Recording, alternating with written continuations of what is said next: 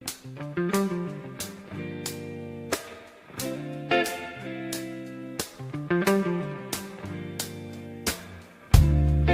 lights, they're cutting through the night. City streets, they call out to the fight. A skyline hums alive, never still. Chasing dreams, we run against the thrill. Young hearts in a glow, in the pulse of the street. We rise, we fall, where the shadows meet. Underneath the lights, we're the ones they'll talk about. Young, wild and free, let it all scream out.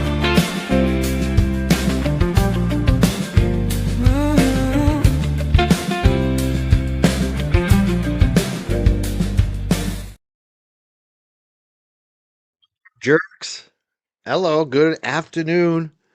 Been waiting for this video to get posted from Canton Community Television. Canton Community TV recorded the forum last night. Norfolk County DA's office. A lot has happened in the last 24 hours. Karen Reed was on the Today Show this morning with Alan Jackson.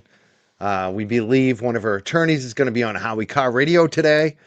Damon, I believe, Seligen. He's going to be on the Howie Carr Radio Show today. All of that wild stuff happened about Good and Proctor, the text yesterday. Geez, I only talked about it a little bit on the Grace Curley Show, but a lot to talk about. Everybody's been talking about it the last 24 hours. But this today is what I wanted, what I was waiting for, was this Norfolk County DA race, the forum, where hopefully we get to see all of the candidates at a forum answering questions in the town of Canton the day after all of this. Actually, was it the day of? I think it's the day of. Yeah, the day of all of this information coming out about Sean Good and Michael Proctor. They had a DA forum last night. And the video is out, so we're just going to watch it. I will definitely make some commentary, but I haven't seen it yet. So I do want to check on my dogs. I wasn't sure exactly what time we were going to go live here because we were waiting for this video to come out. So I do have to take out my dogs again real quick. So I'm going to disappear for a little while. You know how we do it. I'm going to be watching in the chat. I want to see what's going on. I don't want to jump in and interrupt too long and make this this 1 hour forum into like 3 hours, because that's what I tend to do.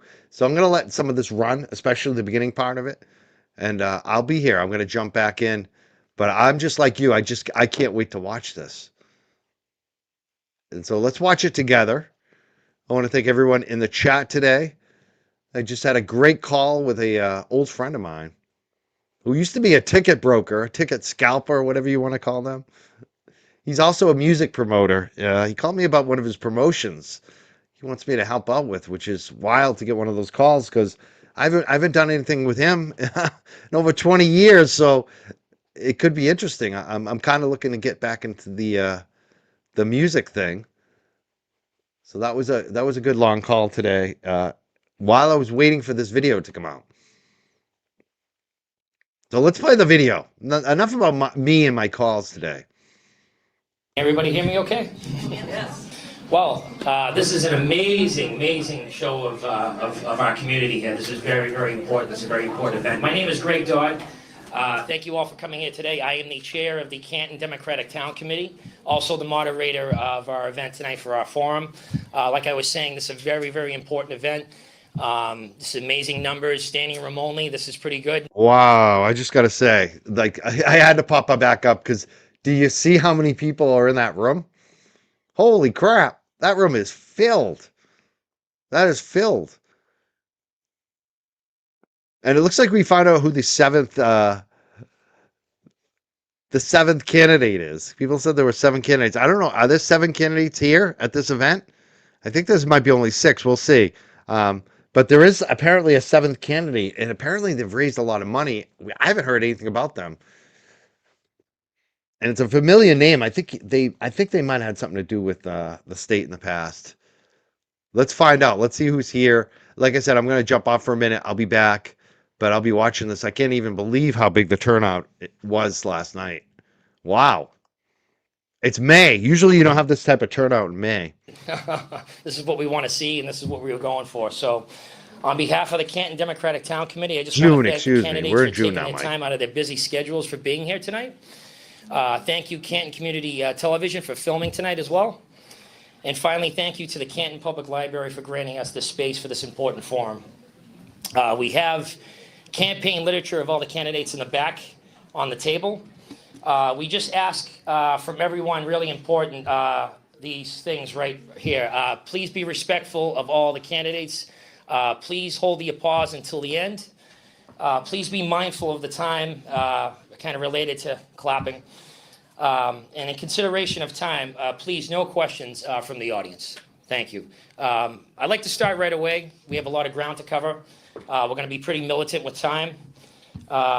We'll start with the 6 candidates running for Norfolk County DA. They are Juna Perkins, Adam Deitch, Craig McClellan, Macy Lee, Greg Connor, and Jim Barakat. Each candidate will have a minute to introduce themselves. There will be 3 questions, just 3 questions asked of the candidates. If you will each have 3 minutes to complete. Christine Smith will be holding up time cards. Please pay attention so we can proceed in an efficient manner. At the end of the 3 questions, you'll be giving 1 minute for a closing statement. We will have the same format for the 4 candidates running for the 6th Norfolk State Rep seat. So let's get started. So for the first question, we'll go to Juna, and we'll just go right down the line. You mean for the opening statement? Yes, I'm sorry. I apologize for the opening statement. Thank you so much. That's what I meant. Yes, go right ahead. You have 1 minute. Thank you. My name is Juna Perkins, and I'm running for Norfolk County District Attorney to restore justice, integrity, and transparency to the Norfolk DA's office, because I believe that everyone deserves justice and that no one is above the law. I've spent my entire 33-year legal career fighting for justice for victims of crime and their families all over Massachusetts. First as a prosecutor for 10 years in the Attorney General's office and the Suffolk County District Attorney's office, and then in 20 years of private practice. I became a lawyer to speak for those without a voice. And that's why 2 years ago, when I saw the district attorney's failure to prosecute the murder of Sandra Birchmore, I could not sit by and do nothing, because that was a complete failure of government. So I was the first in the race, ready to challenge the incumbent. I was the first to call for his resignation 1 year ago after the second verdict of Karen Reed, and I am the only candidate in the race to have pledged to prosecute ICE agents for excessive use of force and unlawful detention. I'm thrilled to have the endorsements of highly respected elected leaders, legal professionals, and activists from all around the county, and I ask for your vote on September 1st. Great.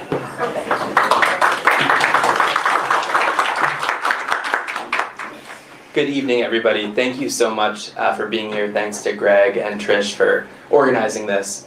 I'm Adam Deitch, and I'm running for District Attorney because I believe Norfolk County deserves better. It's particularly great to be in Canton tonight, which in a lot of ways has been the epicenter of what has gone wrong with our District Attorney's office. Until this past November, I was a federal prosecutor, an assistant U.S. attorney in Boston, doing mostly public corruption cases across Massachusetts, although I ended up having a series of cases taking place right here in our backyard. It actually got to a point where I was looking at the drumbeat of cases here, and I said out loud, what on earth is going on in Norfolk County? So I left the U.S. Attorney's Office and launched this campaign because I believe what this DA's office needs is cultural change, a change that needs to come from a change in leadership and ideally an outside perspective. So excited to answer the questions tonight and really great to be with you all. Thank you.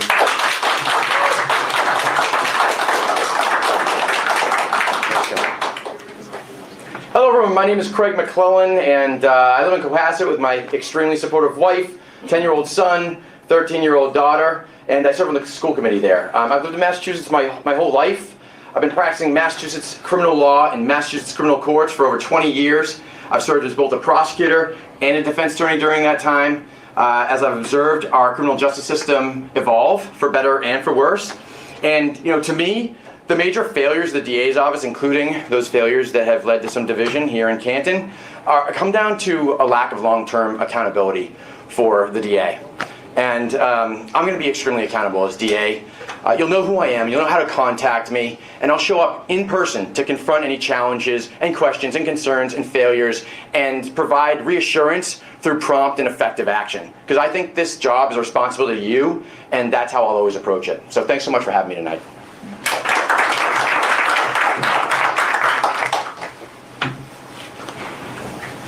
Good evening, everyone. My name is May Seeley, and I'm also running for Norfolk County District Attorney.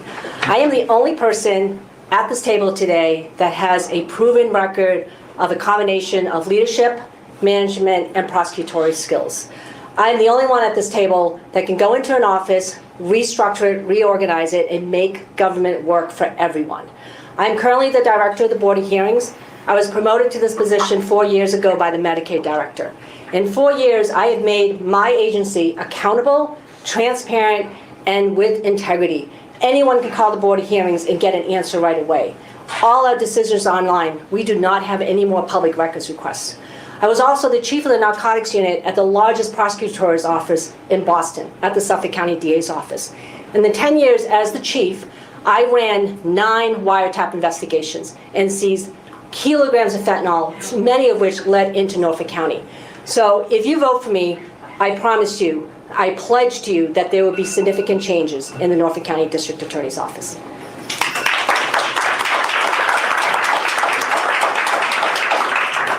Good evening, everyone. Thank you for having me here. My name is Greg Connor, and I will say I'm extremely proud of the work I've done over the last 25 years at the DA's office.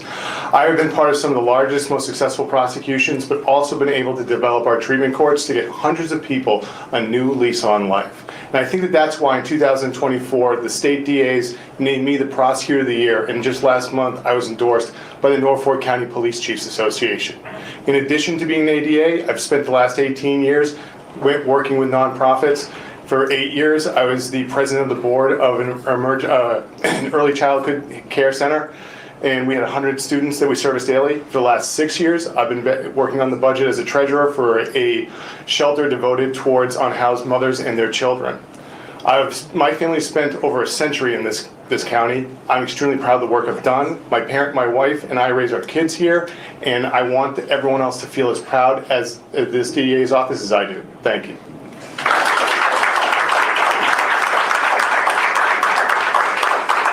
Hey, good evening, folks. Jim Barakat. I first want to say I'm honored to be sharing the the table with some very fine attorneys. So thank you all. But I'm running for district attorney because, well, one, I've actually never been a prosecutor. I am a lifelong or career-long criminal defense attorney, and I think that being in that realm of knowing the collateral consequences of criminal prosecution has really adapted how I'm going to run the district attorney's office. Massachusetts incarcerates more people than the entire continent of Europe, and we cannot incarcerate our way out of social problems like releasing inmates to not having any jobs, not having any education, not having any work, not having any mental health treatment, not having any substance abuse treatment. These are people, I have 2 kids, these are people who are going to be back in the community, living with my children, living with you, and we're not doing anything to help these folks. So thank you.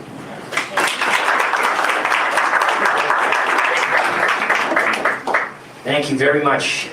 So now we get to the meat and potatoes right here for the questions.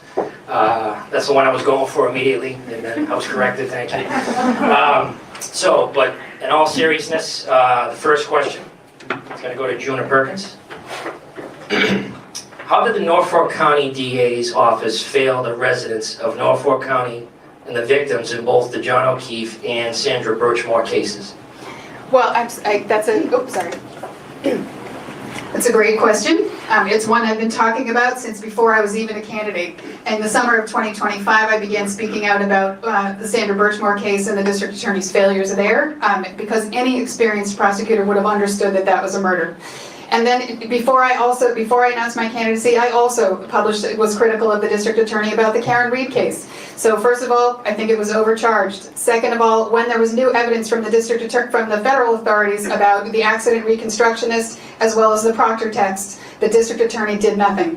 Third of all, the district attorney, as I said back in September of 2024, before I'd even run, the district attorney knew or should have known that Trooper Proctor was bad news. And here's what we saw. We've seen that time and again. Finally, Trooper Proctor was removed, and today we hear that there's even more evidence of his unbelievably inappropriate behavior. There is no way that people on the executive staff of the district attorney's office did not know that that is who Trooper Proctor was. And so there's that. There's the ridiculous expenditure of funds on the trial of Karen Reed to try the entire district attorney's budget for operating costs is $2.7 million. And he spent over half that on the second trial of Karen Reed alone. And you know what that means? That means that all of the other families in Norfolk County with serious cases like Anna Walsh and Sandra Birchmore and the many domestic violence homicides we've seen in the last 5 years, they didn't get any of that money. And then the final thing is that to put a family, the number one rule of a prosecutor is to set the right expectations for a family. To tell a family to promise a result that you know that you cannot get is the worst thing of all to do. And to decide in 1 second impulsively to try the case again after a hung jury is again an indication of ego and not service. And so to put that family on a roller coaster for 3 years is horrifying. And then finally, I just can't say enough, the failure to prosecute the murder of Sandra Birchmore. They're in the federal indictment. They outlined all of the evidence that was used in their indictment. All of that evidence was available at the time of her murder. And the district attorney's steadfast refusal to recognize other potential evidence, including the opinions of two independent medical examiners, is unethical. And because a district attorney is supposed to keep an open mind. She is supposed to be open to new evidence and to new ideas and to bring the best result for every person in Norfolk County. So I cannot emphasize that point enough. Yeah, so I think that's good.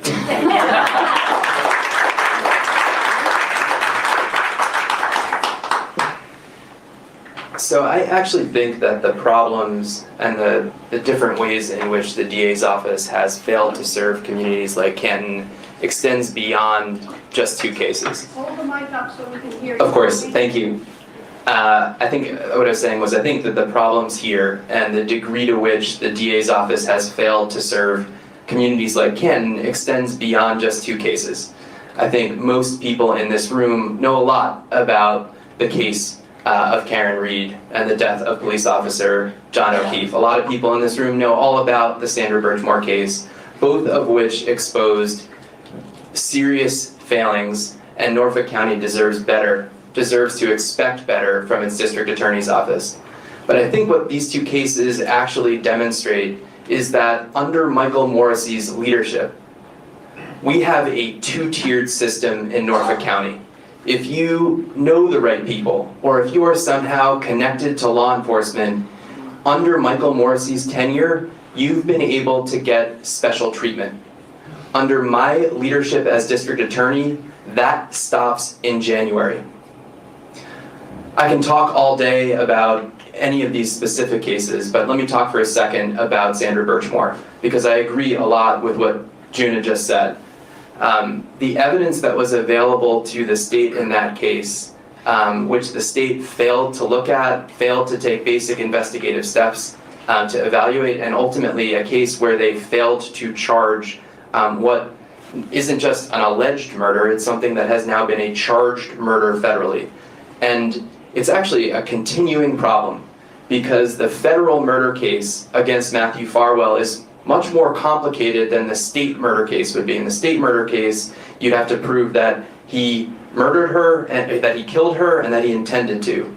The federal case is far more complicated because murder is not typically a federal crime. The statute, and I won't get too far in the weeds here, involves him killing her and intending to kill her in order to conceal evidence of another crime. And so it's a continuing problem because this DA's office maintains that she died by suicide to this day and has failed to investigate all of the conduct that took place before the day that Sandra died, involving perhaps far more than Matthew Farwell. And so I think it all raises the question, the Karen Reed case and the death of John O'Keefe, the Sandra Birchmore case, It raises the question, what else has been going on in Norfolk County over the past 16 years that we don't even know about? And that's, I think, to me, the most terrifying question of all. And I'm excited about the opportunity to dig in and get answers for folks and victims and members of this community who haven't gotten answers in almost 2 decades. Thank you.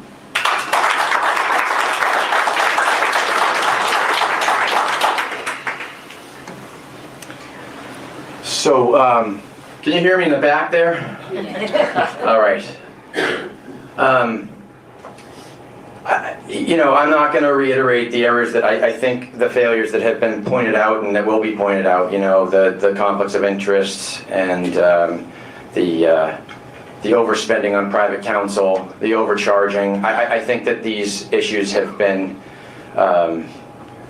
I think they've been identified adequately through the media, and I think that my colleagues will probably talk about them. I'm not going to reiterate that. I think, to me, the biggest failure of the DA's office in connection with those 2 cases and beyond is the failure to acknowledge the failure, right? I think a lot of us, when we're looking to good government, we just want our elected officials to admit, to acknowledge, to concede when something has gone wrong.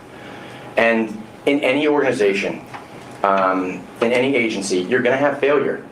Whether it's public or private, you're going to have failures. And effective leadership is acknowledging that failure and then endeavoring to do something meaningful about it, pledging to do better so you can deliver a better service to the public in the future. And still, as we're all sitting here and standing here today, that hasn't been done. Even in this community, that was a very safe, strong community, still is, was torn apart and divided by major failures and shortcomings in the investigation and criminal prosecution of the case involving John O'Keefe's death. And that's the exact opposite effect that we should expect from our elected leaders. Our elected leaders should be lifting us up. They should be supporting us. They should be bringing us together. They should be rolling out innovative programming that makes our community stronger. And so, to me, that's the biggest failure of the District Attorney's Office in connection with those 2 cases and probably beyond.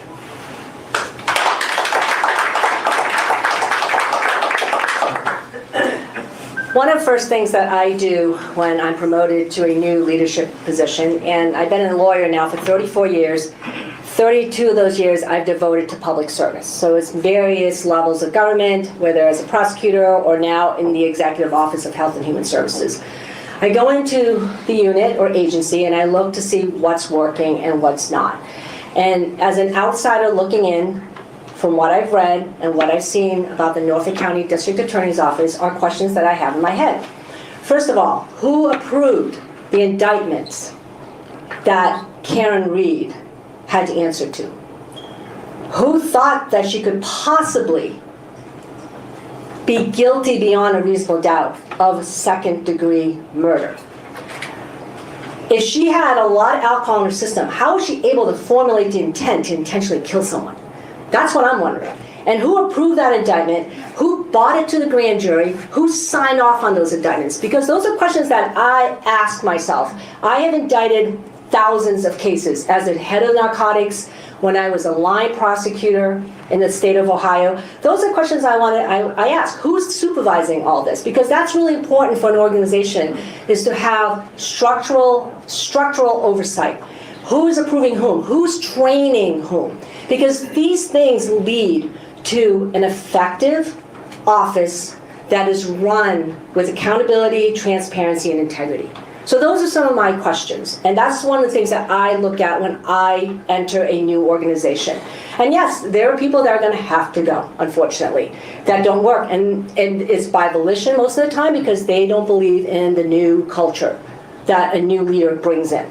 And that's okay, because government works well when there is a slow revolving door of people coming in with new mindsets. So I think that that's one of the issues of the Norfolk County DA's office. My second issue is clearly what we saw in the news today, which I find utterly, wholly disgusting.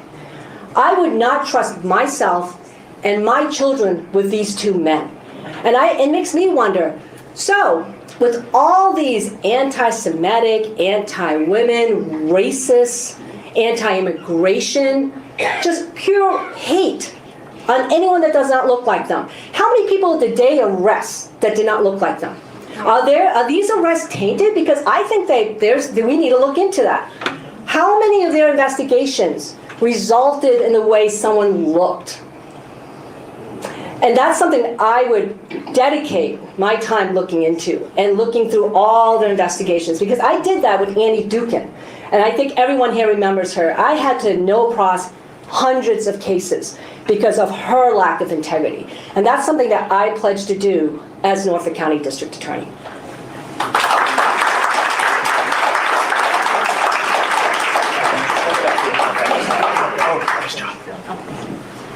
So, to answer the question, first, when we look at the Reed case, I agree it was overcharged, and it was frustrating. When you overcharge a case, it becomes a cancer to the case and it spreads throughout. The jury loses faith in you as the prosecutor because you are trying to sell them on a charge that you can't prove. That was a mistake on that case and it shouldn't have happened. And then on the Birchmore case, once there was an alternative cause of death after Dr. Capo-Martinez and Dr. Hell had declared it a suicide, but Dr. Bodden, when hired by the family, had determined that it was a homicide. That was a missed opportunity for the DA's office to go and do an inquest, which we had done twice before in my career, and had resulted in a judge telling the prosecutors to go to the grand jury. And so that was a frustrating experience for me. And then in October of 2024, the office came to me and said, how do we prevent this from happening again? So I set up a committee on all homicides, made up of senior law enforcement officials, senior prosecutors, and advocates. And they reviewed the cases before an indictment could come out. So no one person could ever make that decision ever again. Instead, you had to go through a gauntlet. And if that group of people said that there was enough to go forward to the grand jury, you could get your indictment. But there were times where they were close to getting an indictment, but they didn't have it. And we would decide we could not go any further on that case with the evidence we had. They had to keep on working it. We repeated that process before juries. And we got to do this for the last year and a half of my career. It was a productive way of doing things. No longer does one person have authority. And when I am district attorney, that's exactly the type of mentality we want. We want collaborative people working together to make sure that no one person can make a mistake, but together the office knows what's going on in every case, and people are jointly making decisions on how to charge cases and how to prosecute them. Thank you.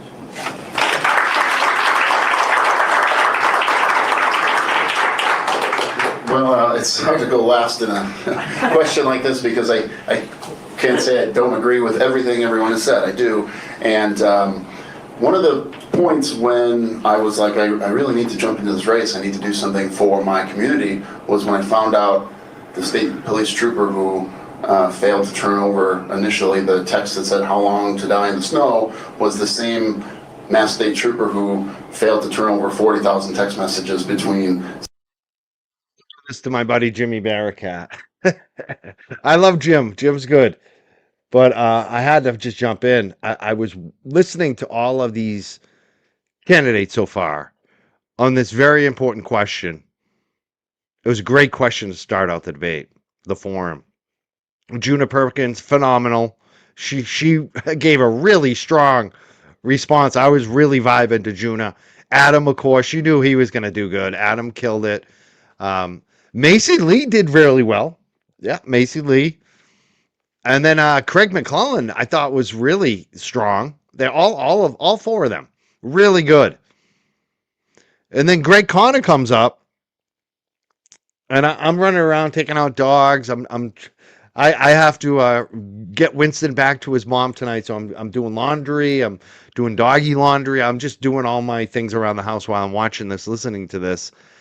And I wasn't looking at the screen, and I thought it was still Craig McClellan going. I didn't even realize who it was, Connor, because he was basically criticizing Morrissey. I couldn't believe it. This guy is running on Morrissey. He's running with Morrissey's blessing. He's running with Morrissey's machine behind him. But even he now has to friggin' crap on Michael Morrissey. Did you notice that? Did you notice that? Wow. And what I also notice is the machine is there. His supporters are there in the audience, and they still applauded him. They know he's full of shit on it. They are still about Morrissey and Connor. It's wild. I just can't believe how he's going to thread this needle. That Morrissey made mistakes, he won't, but he has Morrissey's voters and Morrissey's machine behind him. Wild, wild. Even he has to. This is showing the weakness of his campaign. I think, he was starting to peak. It seems like he's peaking, honestly. I wonder if he's not going to start coming down because of all this Michael Proctor stuff that came out. Sean Good, too. It's not just about the Mass State Police. It's about Canton itself. This forum last night was held in Canton. There's going to be several more of these in other towns. But this one last night was at the Canton Library. Canton Community Television did a great job recording this. They put all the captions on it. Make sure we have it pinned to the chat, Canton Community TV. If you want to watch it all uninterrupted without my discussion, you can watch it there. It's also going to be on cable television over there in Canton. Thank you so much, Canton Community TV. Make sure you follow them, subscribe to them, like them. They're on Twitter. I know they're on Facebook, other places. Make sure you follow them on social media. Well, I'm kind of just shocked by Connor that he went that far to criticize Morrissey. He went that far. Yeah, start a committee. He's going to do it by committee. You can't trust one person, he basically said. Who was that one person? Is that Michael Morrissey? I think he's saying that. Yeah, he's definitely trying to just get his sliver of the pie. I mean, that's the thing in a 7-way race now. 7 candidates. That's the thing, too. People were pressuring Junior and pressuring this one. One person drops out, it doesn't make a difference. There's still 6 other candidates. And those other candidates are going to absorb that person's... Not one person's just going to pick up all the votes of somebody if they dropped out. Let's just put it that way. This is going to be an interesting race. I think this is in a who knows what could happen. And I have been noticing, I have to say, Adam Deitch is picking up his game. He is picking up his game the last few days. He hit the press last night. He got a lot of press about his statement about Michael Morrissey resigning, which Juna Perkins noted she made a year earlier. She made that statement a year ago. So she was first. He was the second one. But he picked up a lot of press on that. But the other thing he's doing is getting out the signs. He's opening a campaign headquarters. He's actually doing what I suggested the whole time, is really make sure you get out there in that community, the grassroots, and it looks like he's doing that ground game, and that's the way he's got to win. If he wants to win, that's what he needs to do. He needs to harness the enthusiasm of the people he has, because the enthusiasm with that, I say it's still a minority, still not enough to win, but if you unleash that in a constructive way, which is holding signs, doing events, that's how you win. So hopefully he continues to do that. Junior Perkins, I think, is doing a good job at it as well, and especially her base, which is Democrats. A lot of Democrats are endorsing her. The local select people in the different towns, the local dog catchers, the locals, the people who are in the town positions are endorsing her, and she's also been doing a lot of that. Local organizing, the standouts, people holding signs, all of that. So I think they're both doing a good job on that right now. Hopefully that continues, because that's how they beat Connor. Connor is trying to have the ground game that will beat them. They need to step it up, and I think they have been. So hopefully that continues. If you care about this race, get out, whether it's Juna or Adam Deitch. I don't care who it is, honestly. As long as it's not Connor, just get out there. It'd be nice to see Connor come in 5th or 6th place. That would be what we should really want, is to see Connor be like an also ran. It's decided between the top 2 or 3 people who are really against Morrissey. Sandra Birchmore and Matthew Farwell. And as far as I know, this individual still works at the Mass State Police, and this is information that the district attorney's office absolutely should not be relying on. This person is a very biased person. This person is clearly withholding evidence for reasons who knows. But and then to hire Hank Brennan to the tune of what would have been the salaries of 11 starting assistant district attorneys for one case. A lot of that goes back to how many cases went uncharged or unprosecuted. Imagine if Connor took 7th place. That would be awesome. Imagine if Connor came in 7th. That's what we need to see happen. Or even like if he comes in like 3rd, 4th, 5th, something like that. That would be amazing. I'd love to see Juna and Adam at the top, 1 and 2, whoever it is. I don't care. That would be the best outcome here. I also say I have a goal today. We got, 5 super chats. If you can help us out today, we really appreciate. We've got goals in different area codes to steal from JFK. You know how it works. I want to thank everyone who's been supporting this channel, donating. Really appreciate it. Now more than ever. Now, I think what's really shocking is that we often think, or maybe we're attuned to seeing investigations be sloppy or people being taken advantage of when it's black and brown males, but in this case, investigations that didn't happen where actually Adam's former office had to step in and investigate, and another case where we rarely see women being prosecuted in Massachusetts, and it's not only because women don't commit crimes at the same rates as men, but I think it's a very standard principle that women and children are the bedrocks of our society, and those cases, when they're charged, need to be picked through with a fine-tooth comb, not swept under the rug, and not overcharged. Thank you.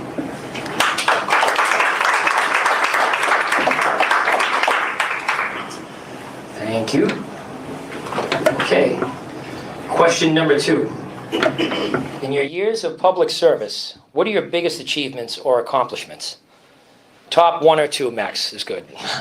Middle. Change the order. Go to Craig or Macy. Okay. Change it up? Yeah, just pass it to Craig or Macy. Yep, Go yep. to the middle this time. Okay. Okay, so my biggest accomplishment, well, first of all, I think that question is, who are you asking? I mean, if some of my clients on the defense side that were facing incarceration and they were acquitted because of my efforts, I'm sure that they would say that that was my most successful act in public service, as a court-appointed attorney. On the flip side, on the prosecution end, someone that was, violently injured in, say, a shooting or something, and who I prosecuted their assailant successfully, I'm sure that they would tell you that that was my most successful contribution to public service. I think that if you ask me, though, and I mentioned this in my introduction, I'm on the school committee in my hometown, and it's a labor of love. I am so honored to hold that position because it's a local, but it's such an impactful public position. I don't know if there are any school committee members out here at all? Yeah, I know Courtney is, yes. So I'd say that, personally, I was the chairperson of the school committee during the pandemic. And if any of you have school-age children, that was a really challenging time for us, not just as parents, but also the students, especially our most vulnerable learners who might have learning difficulties and need, in-person cues from teachers to be able to learn appropriately and have all the resources they need. And so I would say that, one accomplishment that I'm particularly proud of is returning our kids back to the classrooms with speed and doing that swiftly. We in Cohasset, we had a very collaborative approach. We met multiple times as a committee, as a town, to decide how to do this. Our building leaders, our principals, our district leaders, superintendents, school committee all came together to devise a plan that the kids could safely and securely return to the classrooms. And looking back on it, I wish we had done it sooner, but we were one of the first, at least in Eastern Massachusetts, to do that, and I'm really proud of that. I'm really proud of that because I think it probably helped a lot of kids that were in need, and so I guess if I was to say, that's one accomplishment that comes to mind. So thank you very much.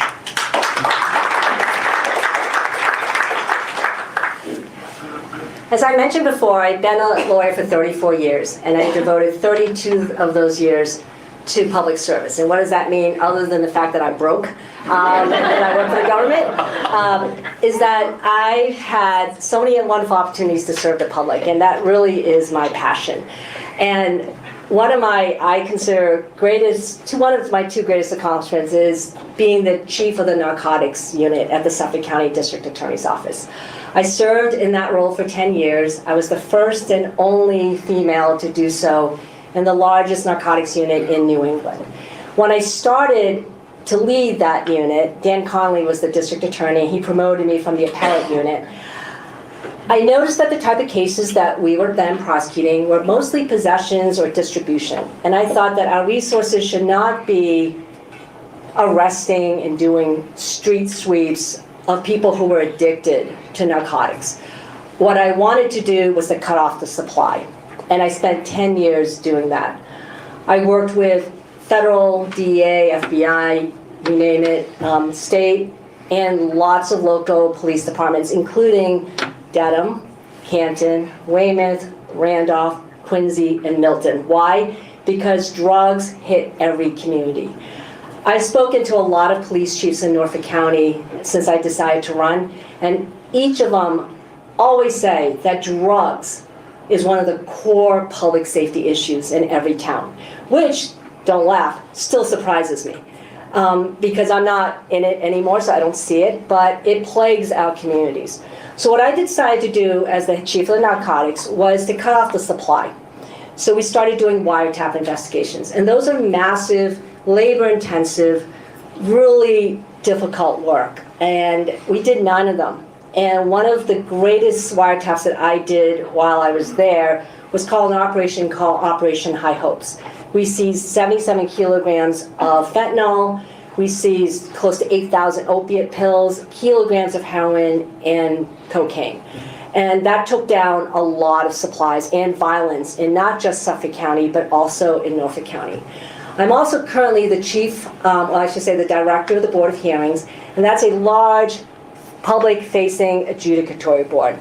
I manage over close to 60 people, and that includes 24 sort of like judges. They're hearing officers. And in the 4 years I've been there, I've turned that office around. It's accountable, it's transparent, and it's run with integrity. And I'm really proud, it's not my accomplishment, it's really my staff's accomplishment, because they are also dedicated to the million mass health members that we serve when their appeals, and ensuring that their due process rights are protected by way of a hearing. And I will do the same again with constitutional rights. Thank you.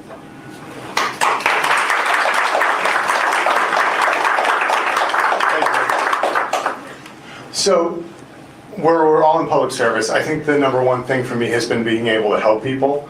And there's 2 sides to that coin in my career. The first side would be helping defendants who are in crisis, particularly with the treatment courts. We were able to, with a drug court, help people who are looking at incarceration and get them intensive treatment to deal with addiction issues. This was somewhat of the framework that we would use to create the Veterans Court. For vets who were coming back in 2011, we noticed that they were also having problems, and this court was dealing with mental health and addiction issues, but trying to get people housing, trying to get people education, and trying to get people work. And so what I would like to do is create an emerging adults court for people who are 18 to 21 years old, who are, we now have the law catching up to the science and recognizing that when young people don't have the same risk-reward analysis, and so they make mistakes and they make poor decisions. And what this court would do is give them the ability to have access to probation, to get the addiction, mental health issues that they need treatment for. And upon successful completion about that, these cases are dismissed. They don't have a criminal record.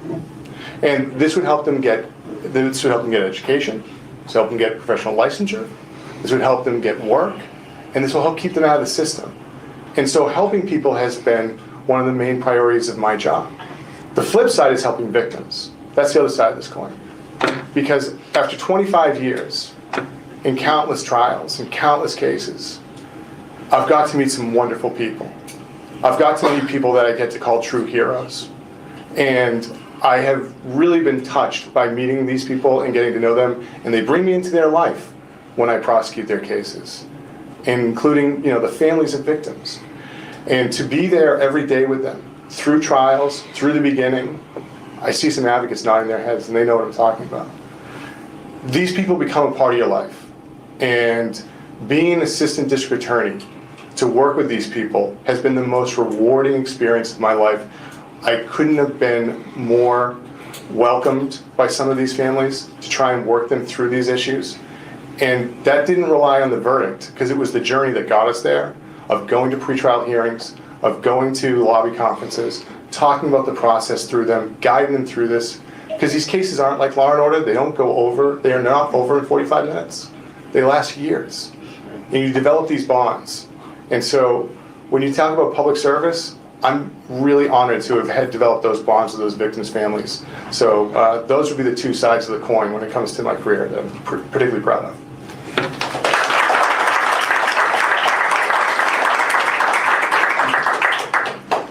I'll be honest, I like discussing social issues and solutions to those issues much more than I like speaking about myself. But since I have to kind of come up with some sort of answer here, before I started doing criminal defense, I was defending children and families throughout Massachusetts whose children were removed, sometimes unjustly, by the Department of Children and Families. And if you have any personal experience or know someone who does, you can pretty much assume that it's next to impossible to get your kids returned to you, at least in a timely manner, if ever. And we worked on this case, fighting tooth and nail to get one of my clients' kids back, and it took literally forever. And we did, and when that happens, you close the case. And that Thanksgiving, I got a call, and it was my former client. I say, oh, geez, he's calling me up. Something terrible probably happened. I answer the phone, and he tells me, Jim, this is my first Thanksgiving with my daughter, and I just wanted to say thank you. And I don't know, that story kind of always stuck with me, because I don't know who his daughter's gonna become, but that was a family I kind of helped keep together. But since moving to the district and superior courts, I do take pride in waking up and defending Massachusetts residents every day, and going in and fighting for constitutional rights at court hearings, at motion hearings, at trials, at treatment meetings. Now, we see in the news ICE agents doing ridiculous things to people who are our neighbors, searches without warrants, unreasonably just saying they're immigrants, so we can do this to them. And a lot of that does start in the local level at the district courts, when unreasonable searches and seizures by police go unchecked and become commonplace. It makes it okay. It's never okay, but it makes it okay in theory that folks are going to say, oh, well, this kind of stuff happens, and I take pride in protecting constitutional rights on a daily basis.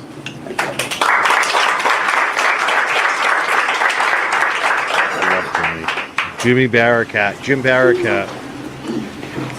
Great. Well, I've tried dozens of cases in the state courts of Massachusetts, both in district court and in superior court, but there is one that stands out, and I also am still in touch with many of the victims with whom I have worked, and clients with whom I've worked. But the case that stands out to me the most as a proud accomplishment is, I'll just call her Joan. So when I was in the domestic violence unit in Suffolk County, in the Suffolk County DA's office, I was assigned this case of a woman who was shot in the leg by a man. And she was incredibly shy. She was humiliated by the whole thing because she made a mistake. She was married and she'd had an affair with a man. She was also poor, and she was African American, and she was incredibly nervous, did not want to testify against this guy, but she was petrified, in part because he kept saying to her over and over again, I'm going to dig a hole in the backyard and bury you. I'm going to do to that woman what I'm going to do to you what I did to that woman in Philadelphia. So I look at this guy's record, and he had shot her in the leg using a homemade silencer, So I looked at this guy's record. It's 20 pages long, from about 25 years worth of crimes. But he's been convicted of almost nothing. Just crime after crime after crime. So I dig into his record a little bit, and I find out that in fact, many of these crimes are he's a serial batterer. He's hurt women in terrible ways, kidnapping, rape, been all these charges all on his record with different women. And each one of them was too afraid to testify. So what did I do? But the one thing that wasn't on there was a shooting of a woman in Philadelphia. So we dug around to the internet, to interstate criminal checks. We did our regular local check, criminal history checks, and we still couldn't find it. Finally, I asked my civilian investigator to contact the FBI and ask them to hand check all their records from before things were computerized. And so they did, and I will never forget the day he came running down the hall to my desk and said, I found it. He murdered a woman in broad daylight in Philadelphia in the 70s, somehow got a ridiculously light sentence, paroled to Massachusetts, was able to get a gun in Massachusetts because he lied on his license. I knew that the case would be stronger if all of those other women would testify. I found every single one of them, and they all said, I can't wait. They all said, I've been waiting for this day. And guess what? The judge decided to allow me to have all of those women testify to a pattern of behavior, and he pled. He decided to plead guilty. I asked for 18 to 20, and the judge gave him 10 to 12. That's my story. That's my story.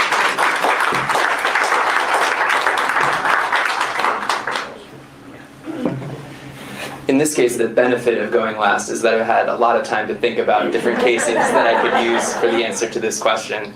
And I thought of a couple, and then I'll get to the one that I want to use. But things that came to mind: I've prosecuted Massachusetts state troopers for accepting bribes in exchange for commercial driver's licenses in Stoughton.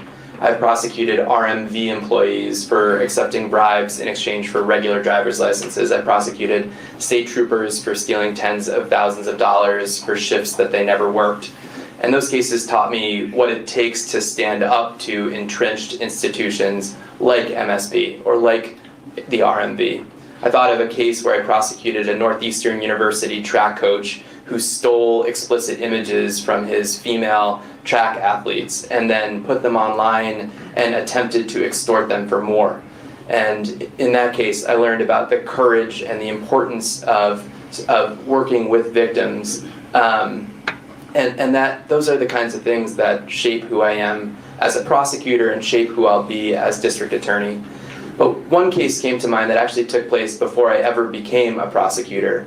I worked for years for an organization called the Innocence Project, and I had a case all the way back in law school where a client of ours named Robert Lee Stinson was convicted of murder in Milwaukee in 1984.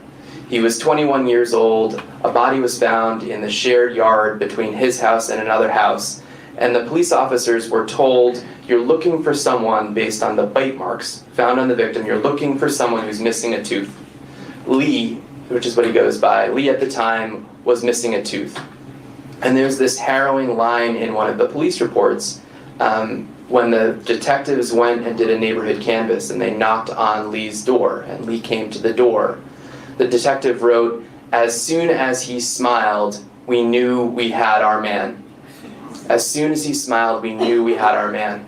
Lee was arrested, charged with first-degree intentional homicide. A dentist testified at his trial. His teeth matched the bite marks in skin, and he served 24 years for a murder he didn't commit, while the actual murder went free.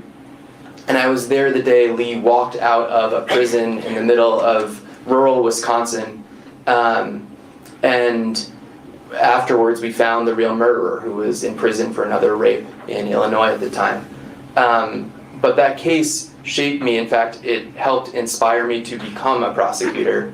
And a lot of the themes from that case might sound familiar to folks in this room because it involved a rush to judgment and decisions about charging before collecting all the evidence. And that's what's been going on in Norfolk County for the past few years. I'll say this, not on my watch. Thank you.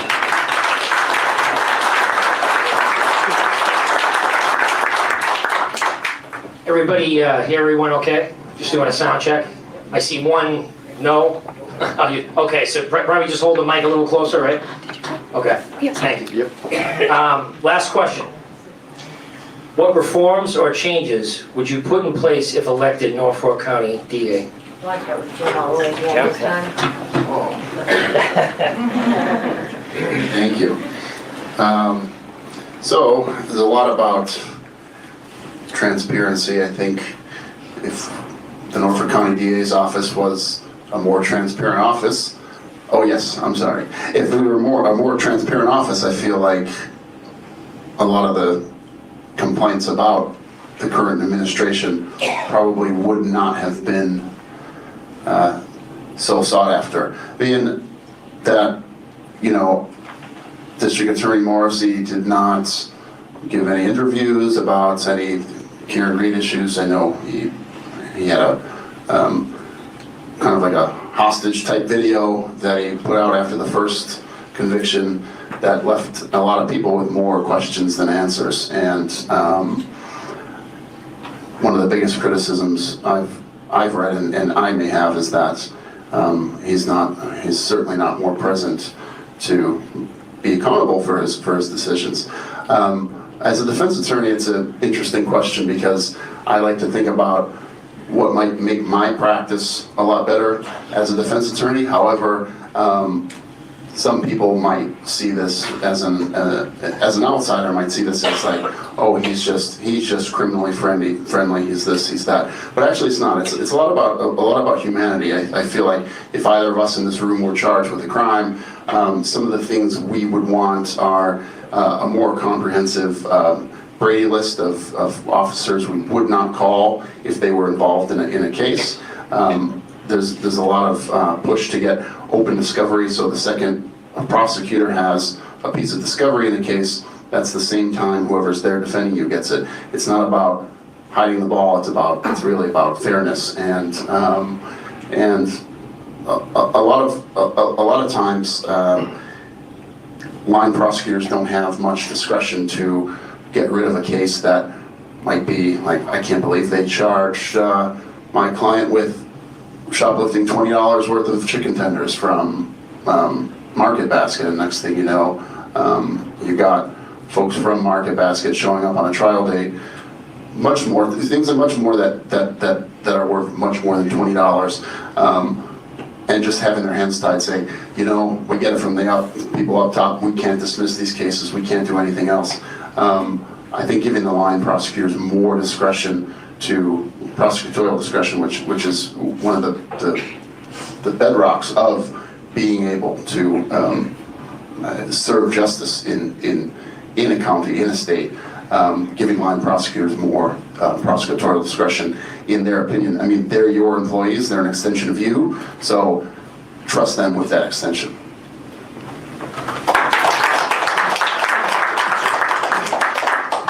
So I just spoke about emerging adults court, and I think that would be one of my first priorities. But I will say, I think the number one thing that has to be done with the DA's office is we have to expand the notion of a conflict of interest. So that if officers are showing up at a scene and they know a witness, they know a suspect, they know a victim, they are taken out of the case. And we rotate in objective people who don't know the parties, because I believe that is present in both of the two cases that we were first asked about, or we first commented about, was the Reed and the Birchmore matters. The conflict of interest there was right at the beginning, and we have to prevent that from happening again, so people have faith in the DA's office. So if people know, if investigators or prosecutors know individuals in the case, they have to be taken out. I'll say one of the other things that I want to create is I want to create an animal cruelty unit. I had the opportunity to prosecute a case known as Puppy Doe. It was a significant case. It was the first time in Massachusetts history we entered in canine DNA. I won't go into the details of how badly abused that dog was, but because of that case and the investigation, we realized that animal cruelty doesn't happen in a vacuum. In fact, it touches on drug abuse, financial abuse, spousal abuse. In that case, it touched on elder abuse, because the perpetrator of that crime, not only did he abuse that dog, he was charged with taking care of a senior woman with dementia. and he stole over $100,000 from her in savings bonds and jewelry. So we see this now with these types of cases, and that if the animal abuse case could turn us on to other avenues of prosecution and identify true abusers out there. So we do need to get that going. I will say also, one of the last things I did in the DA's office before I left was I wrote to the superintendent of the state police, and I offered, I would like to create a college-level course paid for with the funds from drug seized monies. This course, which would be paid for not by the taxpayer, but by drug dealers, would be set up for state troopers and local investigators to learn how to properly investigate homicide cases, collect evidence, conduct interviews. With this course, once that investigator had a certificate and it was open to all departments, they would be able to work on homicides in this county. The idea of increasing training for investigators, I think, is critical, and we have the opportunity and the funds to do it without taxing the rest of the Commonwealth. So that would be the fourth initiative that I would want to get going from the start of my DA's office. Let's say these answers are somewhat good in terms of policy. Like he just identified this issue, this training issue on investigators and how they could get more trained investigators. I like it. I like it. And it's wild to hear him actually criticizing Morrissey again and again and again about the conflicts. These are actually good answers, but Greg, it rings hollow because you're basically campaigning with Morrissey's blessing. And you talk about conflict of interest, but you poo-pooed the conflict of interest of you taking campaign contributions from those same state police or Adam Lally or whoever else is working for you at the DA's office. It's funny how you talk about conflict of interest, but you just didn't, you are honored to take the contributions from people from Norfolk County and the DA's office. You were honored. You didn't see it as a conflict of interest, though. So some of this stuff sounds good, but it rings hollow to me. It doesn't seem authentic. Good policy ideas, good ideas. I like them, but we're questioning you and your conflicts, bro. Your conflicts with Morrissey, your conflicts with the office, your conflict with the donations that you're receiving. How conflicted your words are here. You're speaking out of both sides of your mouth. You're trying to have it all. You're trying to have it all. You're either with Morrissey or you're not, bro. I mean, and all of a sudden everything's changed, it seems like, because of Michael Proctor, huh? Is that what happened? Oh, that's what it seems like is what's happened to you, bro. It seems like Michael Proctor broke you yesterday. Yes, thank you. I'm going to step out, let him speak. So, I think that the number one issue facing the Norfolk County DA's office is trust and trying to rebuild that trust. The first thing that I would do is establish a transition team made up of the most highly respected former prosecutors, criminal defense attorneys, criminal law professors around the state, and many of whom are my former colleagues. And I would then conduct a top-to-bottom audit of the entire office. A review of personnel, a review of all policies, protocols, and procedures, a review of all trainings that people have received, and a forensic look back at all of the cases that we're all talking about. Where did this office go wrong and what happened? And I would then, to the extent possible, because of course there's privacy issues, to the extent possible, I would publish that report to the public because I think we all want to know what the hell happened. And so the second thing I would do is I will publish prosecution outcomes on the website, eliminating names, obviously. Middlesex County does that. It is the only one to do that. I will also publish investigative reports of officer-involved shootings on the website. That is also something that Suffolk County does and Middlesex County does and Norfolk County does not. I would ensure that we actually have a homicide response team in the Norfolk DA's office where district attorneys are assigned to go to every single sudden death in the county. I would also establish a domestic violence high-risk response team, which is specially trained advocates and district attorneys who are assigned to ensure that domestic violence and sexual assault cases get prosecuted appropriately. That's a recommendation of the statewide Committee on Domestic Violence Fatality Reviews. There are so many things. I would have a clear conflict of interest policy for staff, and I would also require staff to report internally to our office any suspected police misconduct so that we can appropriately take care of it, because in the end it's the district attorney, it's not the police, who are ultimately responsible for all evidence that is taken, all evidence that is presented in court. And I will not have my license nor the license of anyone else in my office be sacrificed for any kind of police misconduct. So there's so many things. Like when I was a district attorney in Suffolk County, the Norfolk County District Attorney's Office was a national model for prosecution. Literally, there's something called the Quincy model for domestic violence prosecutions. And by the way, and I cannot believe how it has unraveled since then. By the way, I think that some of the worst crimes that we're seeing here, one of the positive things I hear about District Attorney Morrissey is what he's done with drugs and how he has addressed the opioid crisis in the county. I think that work should be continued and even expanded on. I'd love to see another drug court aside from the one that we just have. But most of the worst things in our lives, most of the worst crimes in our community are happening in our homes and at school. So those are the things that I would focus on.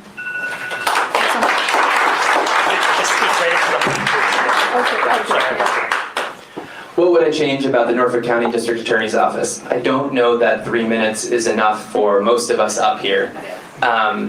In this race, I was the first candidate to introduce a comprehensive policy agenda, which is on my website. It's Adam's Accountability Agenda, and it is a 10 or more point series of changes that I would make. So I'm just going to talk about a few today. But first and foremost, I think what has come to light over the past few years mandates a review of every single case in Norfolk County where victims and their families still do not have answers. Every case where something was charged and there wasn't a conviction, or nothing was charged and there was no justice, we need all of those cases reviewed. Second, I want to establish something called it would be a first of its kind, something called an anti-corruption task force. A dedicated prosecutor, a dedicated investigator who are tackling corruption issues in Norfolk County. A place where people can report allegations of corruption and be assured that those allegations will actually be investigated. Not only will we then be able to root out corruption in Norfolk County, but we will be sending a message to the public that corruption isn't okay here. I want to establish a real conviction integrity unit where we prevent wrongful convictions before they happen and institute policies that ensure that wrongful convictions will not happen in Norfolk County. I want to establish a dedicated cold case unit where for unsolved serious violent crimes, we have investigators and prosecutors invested in those outcomes. I could go on and on, but today, and some of the other speakers have alluded to this, text messages sent to and from a detective in the State Police Detective Unit that is housed under the roof of the DA's office were made public. And as a couple people up here have described them, and many of you may have seen them as it's making news as we speak right now, they are among the most appalling, horrific messages that I have ever seen in my life. And I've seen some pretty awful text messages from some pretty awful people in my work as a federal prosecutor. And because of that, I today announced that I am calling for the resignation, effective immediately, of Michael Morrissey as district attorney. Because January cannot come soon enough.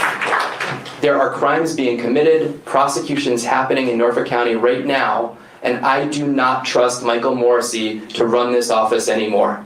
And so thank you very much. Oh, I'm so sorry. Yeah, no problem. I lost track. I've been forgotten before, it's okay.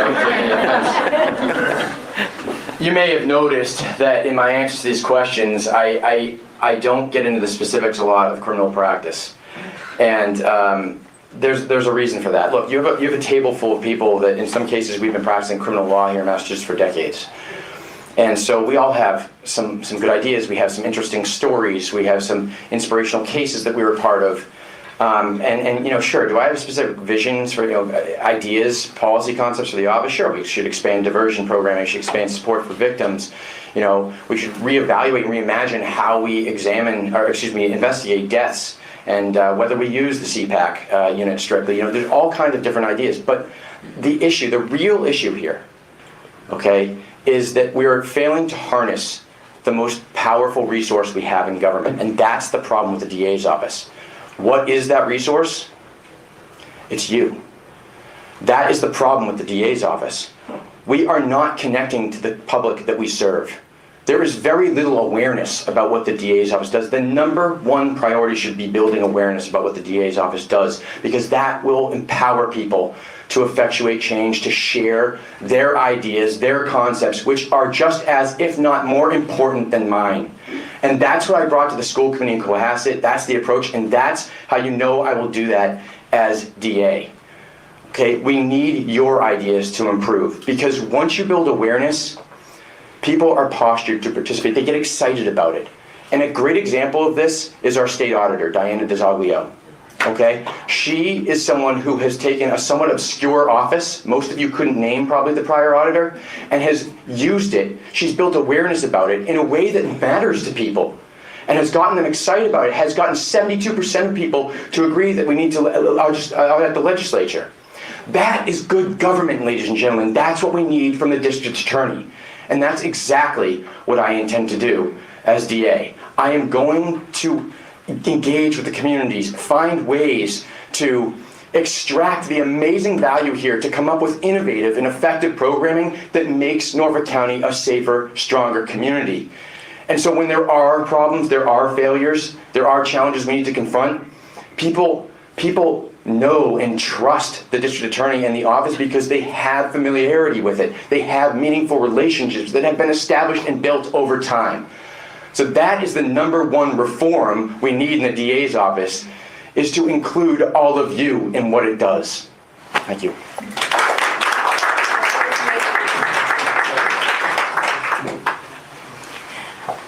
Sorry. So you always forgotten you forgot me. Like Adam said, 3 minutes is simply not long enough for all the plans that I have in my head about reforming the Norfolk County District Attorney's Office. But the first thing I would do is, as I've done with 2 previous leadership positions, is to go in and study all the policies, get to know the staff, understand how things are run, and start putting people in place. I am a very lucky person because I have a wonderful team, mostly consisting of former Suffolk County District Attorney's Office, many from the homicide unit that have tried hundreds of homicide cases in some of the most violent crimes in the Commonwealth of Massachusetts. These people stand by me, and they are ready to come and help me lead the Norfolk County District Attorney's Office and help train how cases should be prosecuted. One glaring example that I found is in the Karen Reed trial, the first one, that ADA tried his first homicide case without a second chair. That is something that should never happen in a DA's office. In Suffolk County, when there's a first-time prosecutor trying a homicide case, there's always a second chair. And even when a very experienced prosecutor tries a case, there's someone from the appellate unit. And I served 5 years in the appellate unit handling first-degree murder conviction appeals. I would sit there and counsel the prosecutor as what the law is, what's admissible, what's not, what should be done. We can preserve the record if it goes to the SJC. So that is something that should be done, and I don't believe that that's happening in the Norfolk County District Attorney's Office, resulting in a mistrial and having to spend taxpayers' money of over close to $1 million to hire a defense attorney to try the case the second time. So that's something that I would do, is to understand the structural oversight, who is managing, who is supervising. The second thing is, as I mentioned earlier, drugs continue to plague our communities. And I cannot think of anyone else who has a lot of drug experience. And that's something that I would like to continue to do, but take it to a higher level. But I think one of the most important things that I like to do is, one of my favorite persons in law enforcement is William Gross. He was the former commissioner of the Boston Police Department. He has fully endorsed me. He came out and endorsed me a week after I announced my candidacy. And what former Commissioner Gross used to do was walk the neighborhoods of every neighborhood in Suffolk County so he can connect with the people. I have done that already. I have knocked on probably close to 1,000 doors at this point in 27 towns in Norfolk County. And I'm going to continue to do so, not because it helps me get my steps in, because I need to, but I truly enjoy connecting with the community and getting to know you and your concerns and your family and your neighborhood and what are some of the things you want to talk about. And I've gotten to know so many wonderful people just by doing that. And I will continue doing that instead of sitting in my office in an ivory tower thinking that all this job is politics, because it's not. It's leadership. Thank you.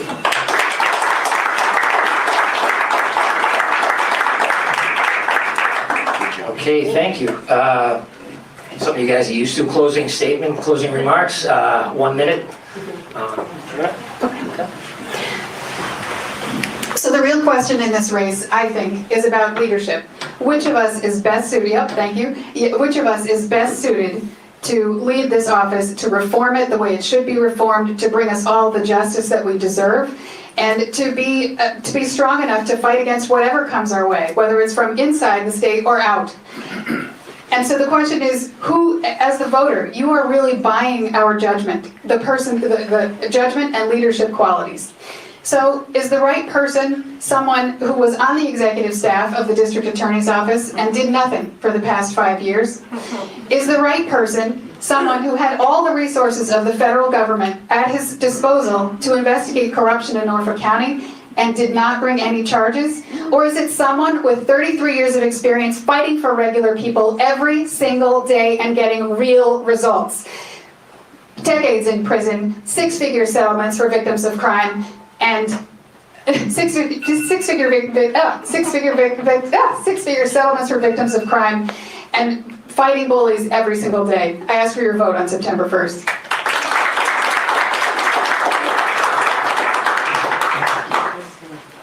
Thank you everyone for coming out tonight and listening to this group. I think you have a number of qualified candidates here who are presenting thoughtful ideas and have spent a lot of time invested in change in the future of this office. But it comes down to a question: who should lead the office next? And I think at the end of the day, I am not your typical district attorney candidate. I'm not a former state prosecutor. I'm not a member of Michael Morrissey's leadership team. I'm a former federal prosecutor. I'm someone who specializes in public corruption cases. With my work for the Innocence Project, I've seen some of the hardest cases from both sides. And I think this is the rare moment where an outside perspective, the best practices of maybe the best run prosecutor's office in New England, the U.S. Attorney's Office, that is what we need in Norfolk County for this job in this moment. So I look forward to seeing you all between now and primary day. Thank you again for having us.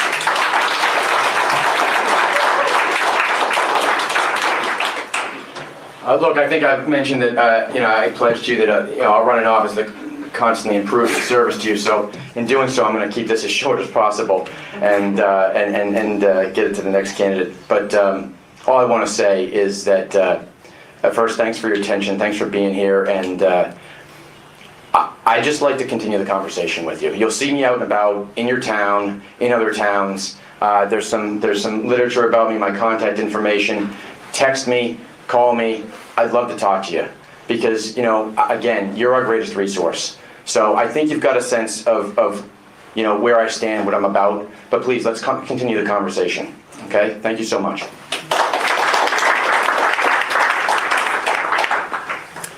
I think my record's proven in terms of leadership, management, and prosecutorial. And the only thing I want to say is I look forward to knocking on your door. I hope it's not during dinner time because that's happened, or you're trying to put a baby to sleep. But I look forward to meeting all of you individually. And like I said, knocking on your doors. My goal is to hit a lot of doors by September 1st. And I look forward to meeting everyone. And my record's proven on the internet. You can look up any of my drug investigations. You can go on the Mass Health website, look up the Board of Hearings. You can find every single one of our decisions posted. You can read my decisions to see how I write, and some of them are very lengthy. And like I said, my record speaks for itself, that I am the best candidate for the Norfolk County District Attorney's position. Thank you.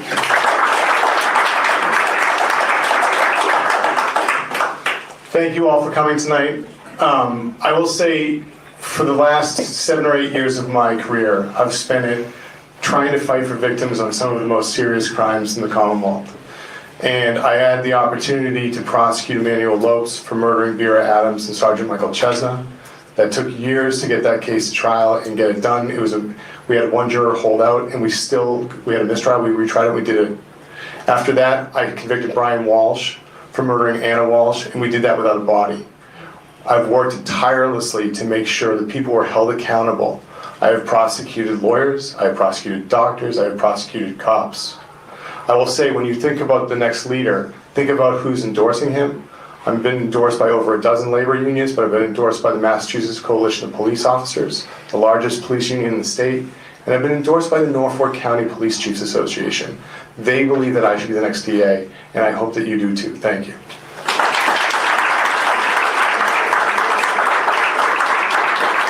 So ostensibly, the DA should want to lower the crime rates within our county. Now, one of the biggest, if not the biggest, contributor to recidivism is the first time someone goes into jail. So if we can do what we can, it's not only is it humane, it only makes sense using data-driven prosecution, that if we can stop first-time, low-level, non-violent offenders from ever going into the prison system in the first place, there's going to be less people on the other end who's going to end up committing crimes. Now, I want to talk really quickly, because I only have 30 seconds left now, is that I know everyone in this room is here because you care about Norfolk County, and I love to see it. So if it's not for me, I want everyone to show up on election day and vote for one of us, so we can bring our vision forward. And I'm just going to quickly paraphrase one of my favorite politicians, that if you agree with 9 things I've said, vote for me. If you agree with 12 things I've said, go see a psychiatrist. Let's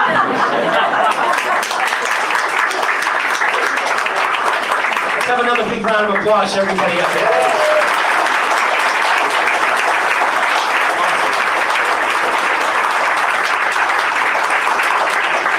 Once again, we'd like to thank all of the candidates taking time out of their very busy schedules. Thank you so much. This was very important. And don't forget, September 1st, the primary. Let's not forget. So we're going to now, this was the end of the first portion. We're going to go on to the second portion, which is the state rep seat. So thank you so much.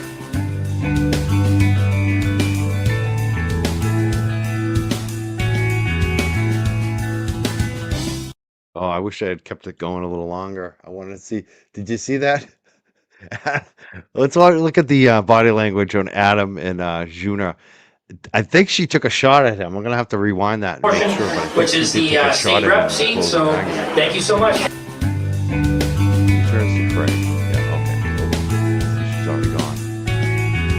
See, Adam is very polite. You know. One thing I'll say about Greg Connor at the end there.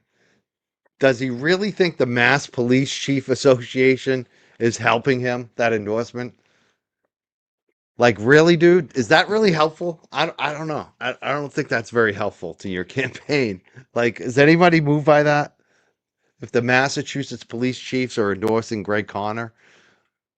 Like, who besides a police chief cares about that? Do cops even... Do rank and file cops even trust the police chief association?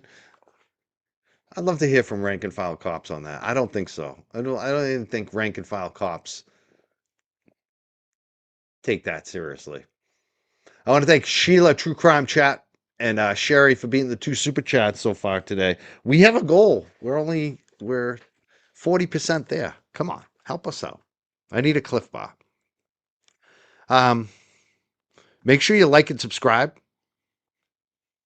Yeah, no. Nobody thinks that police chief association is helping him. Yeah, right? I look at it as the opposite. Like anyone that's endorsed by the police union, especially the Police Chief Association, I'm voting against them, especially the police chiefs. It's one thing if it's rank and file, but the police chiefs, if you're endorsed by them, that's a no vote. I'm looking for another candidate.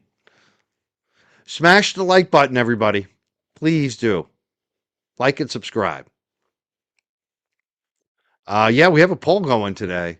People want to know how I would vote, who I'd vote for. I'm not in the district, number one, so I don't vote in that district. I am a Mass resident, but my DA is in Essex County, so I'm not voting in this. I'm not endorsing anybody. But if people want to know how I would vote in this, I would probably, especially looking at today, I think Juna Perkins actually had a much better forum. I think she actually kind of won that forum if you're looking at grading. I think that Adam Deich was the standout at the first one we saw. I think he did well in this one as well, especially when he talked about Michael Morrissey should resign. I thought was very strong.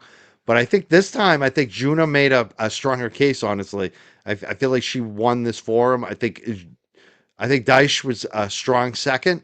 And that's how if I was to vote on it, that's probably how I would vote. I would vote for probably Juna Perkins would be my top choice. And if not her, I would probably vote for Adam Deich.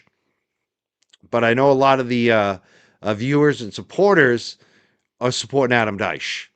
And in the poll, he every time we do a poll here, he does win those online polls. He's easily 80% plus every time. And that hasn't changed today. I think it's even higher. I'll have to look at it, but I think it's like 90%. But he's winning the poll.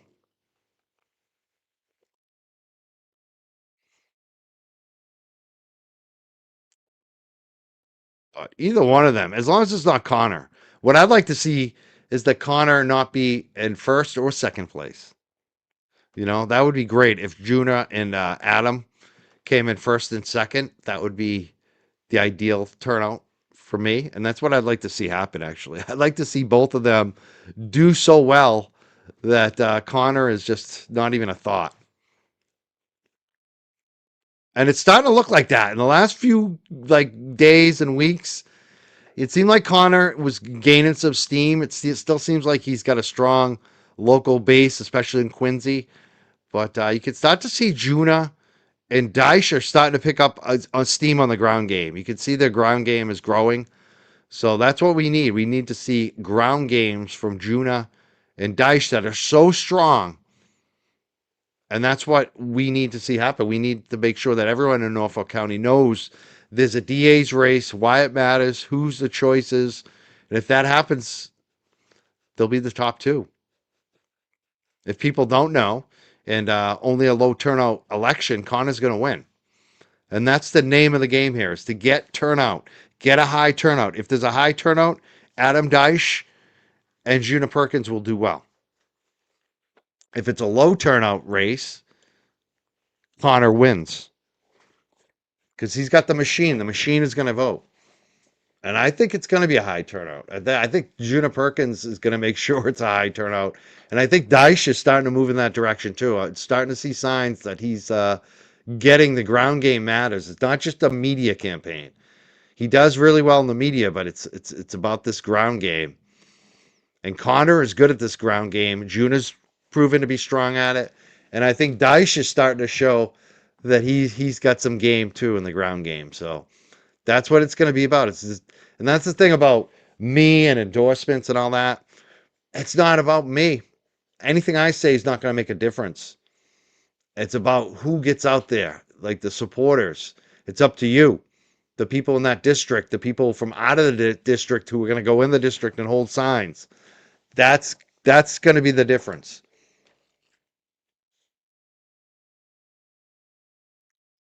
There's also a state rep seat up in Canton that I might check out too. They also did a forum last night on that. That video is not out yet, but Mike Laughran, the current select board member in Canton, is running for state rep. It looks like it's an open seat. And Lisa Lopez, the former select board member in Canton, is also running for it, and she was the one who was defeated by Chris Albert in his election win. And it's a joke that she lost because she is highly qualified. She's a very serious person. I like Lisa Lopez. I think that's why I'm going to cover that one. I think we're going to review that one as well. It does affect Canton. I think it's just as important, so I think I'm going to be covering that. Oh, no one is running against Paul Tucker. I'd like to see a competitive Essex County DA's race. Unfortunately, that is the status quo a lot. Nobody runs. Paul Tucker's going to just run for re-election with no opponent. That's not good. You'd think with all the Kelsey brouhaha, you'd think there might be somebody running, but I don't know. We'll see. Probably too late now. Yeah, Moulton and Seth Markey. I've actually had Seth Moulton on the show as well as Ed Markey on this show, The Young Jerks. And we'll see. Maybe I'll get them both on.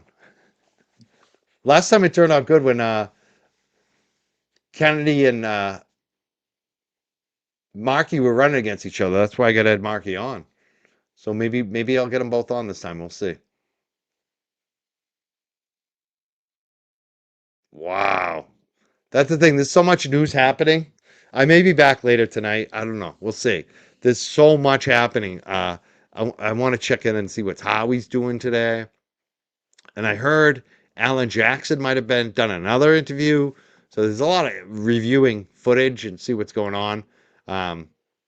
Wow. So Michael Proctor might be canceling on Monday. That's what they're all canceling now, right? None of them want to be deposed. That's what Sue B's saying. It's posted on X. Michael Proctor just filed an emergency protective order and will not appear for his deposition on Monday. Karen Reed, lawyer, says. Wow. Holy crap.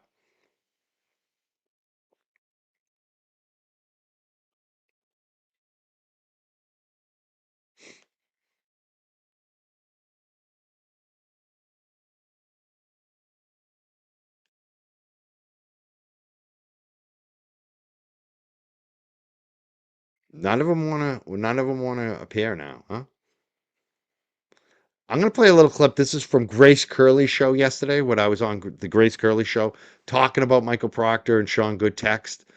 Some of you saw it. It actually got a lot of views. I know a lot of you listened to it on the radio. It's on 40 plus stations, the Grace Curley show.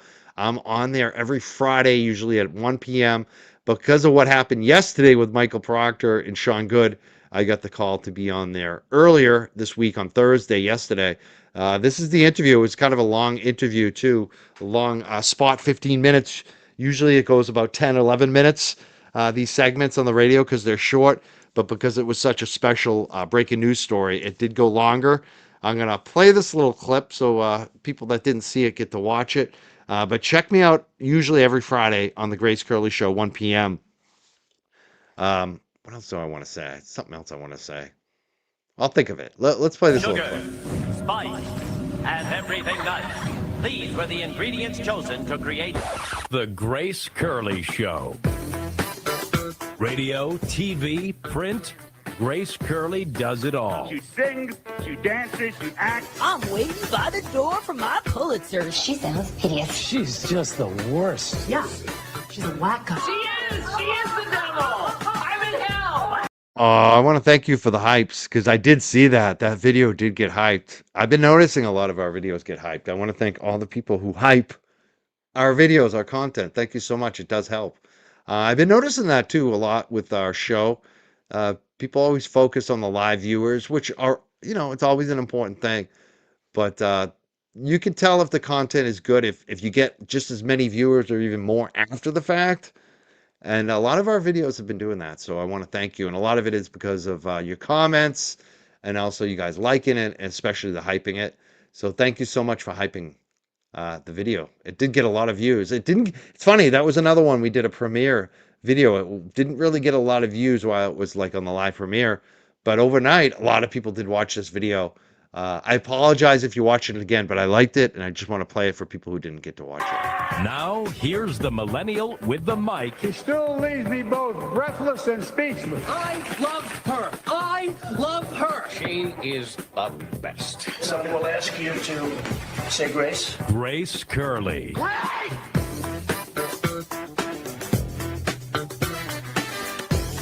Welcome back, everyone, to the Grace Curley Show. It is Thursday, June 4th, and there's a major update in a story that a lot of us have been following, and that is the curious case, the vile case of Michael Proctor and his text messages.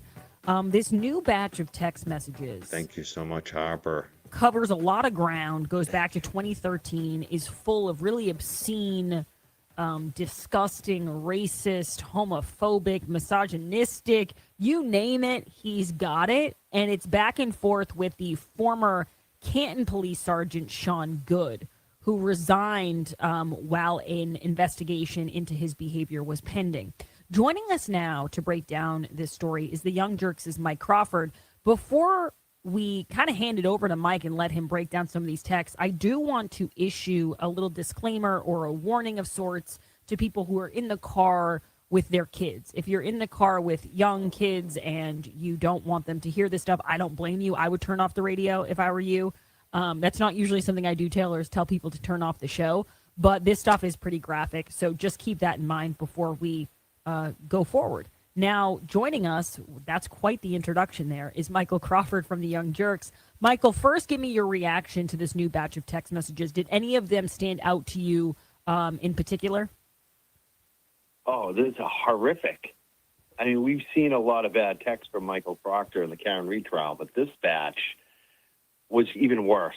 And I just, a lot of what you said, obviously, but just the way that they talked about their girlfriends and kind of the rapey stuff, oh, what, and the racial profiling, like, you know, telling them not to hurry because the person's a black person in a car accident, like, you know, the first responders not to. I mean, that is the stuff that just, I can't even believe it. It's beyond words. I cannot believe that they typed this out in text. This is just.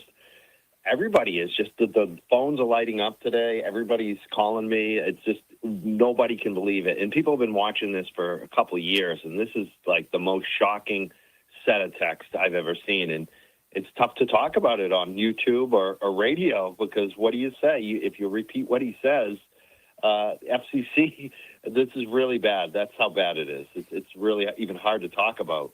Yeah, and something you just said really strikes me. You said that they would write this out, because that's the part of it that I think a lot of us have a hard time understanding. It's hard for us to imagine even having these thoughts, you know, even having these thoughts that are so antithetical to being an even semi-decent person, is to think, oh, don't rush to the scene because this person has a certain skin color, so you don't need to save them, let them die. That's not a thought that most people have. But to have the thought and then to go to your phone, to open up the message, like it takes, there's a series of steps there, Mike, that you have to go through, and then to press send is the part that I think leaves a lot of us mouth agape as we read these messages. Yeah, I mean, anybody in the normal world is not, especially in a professional position working for the state or the town of Canton, is not praising Hitler. These guys, they praise Hitler in text. I mean, that Proctor is literally praising Hitler. I mean, you can't make this up. It's just, and going after Robert Kraft about being Jewish. I mean, it's just on and on and on. We could be here all day talking about the things that they said. It was just so horrific. And it's, I gotta feel bad for the family members of these police officers, the wife, the kids. And it's got to be a tough weekend for Michael Proctor, because Monday morning he's going to be deposed by Karen Reed's attorney. So what a week, you know, for him, a weekend. And then Monday morning, well, you're going to be facing the music again on Monday morning.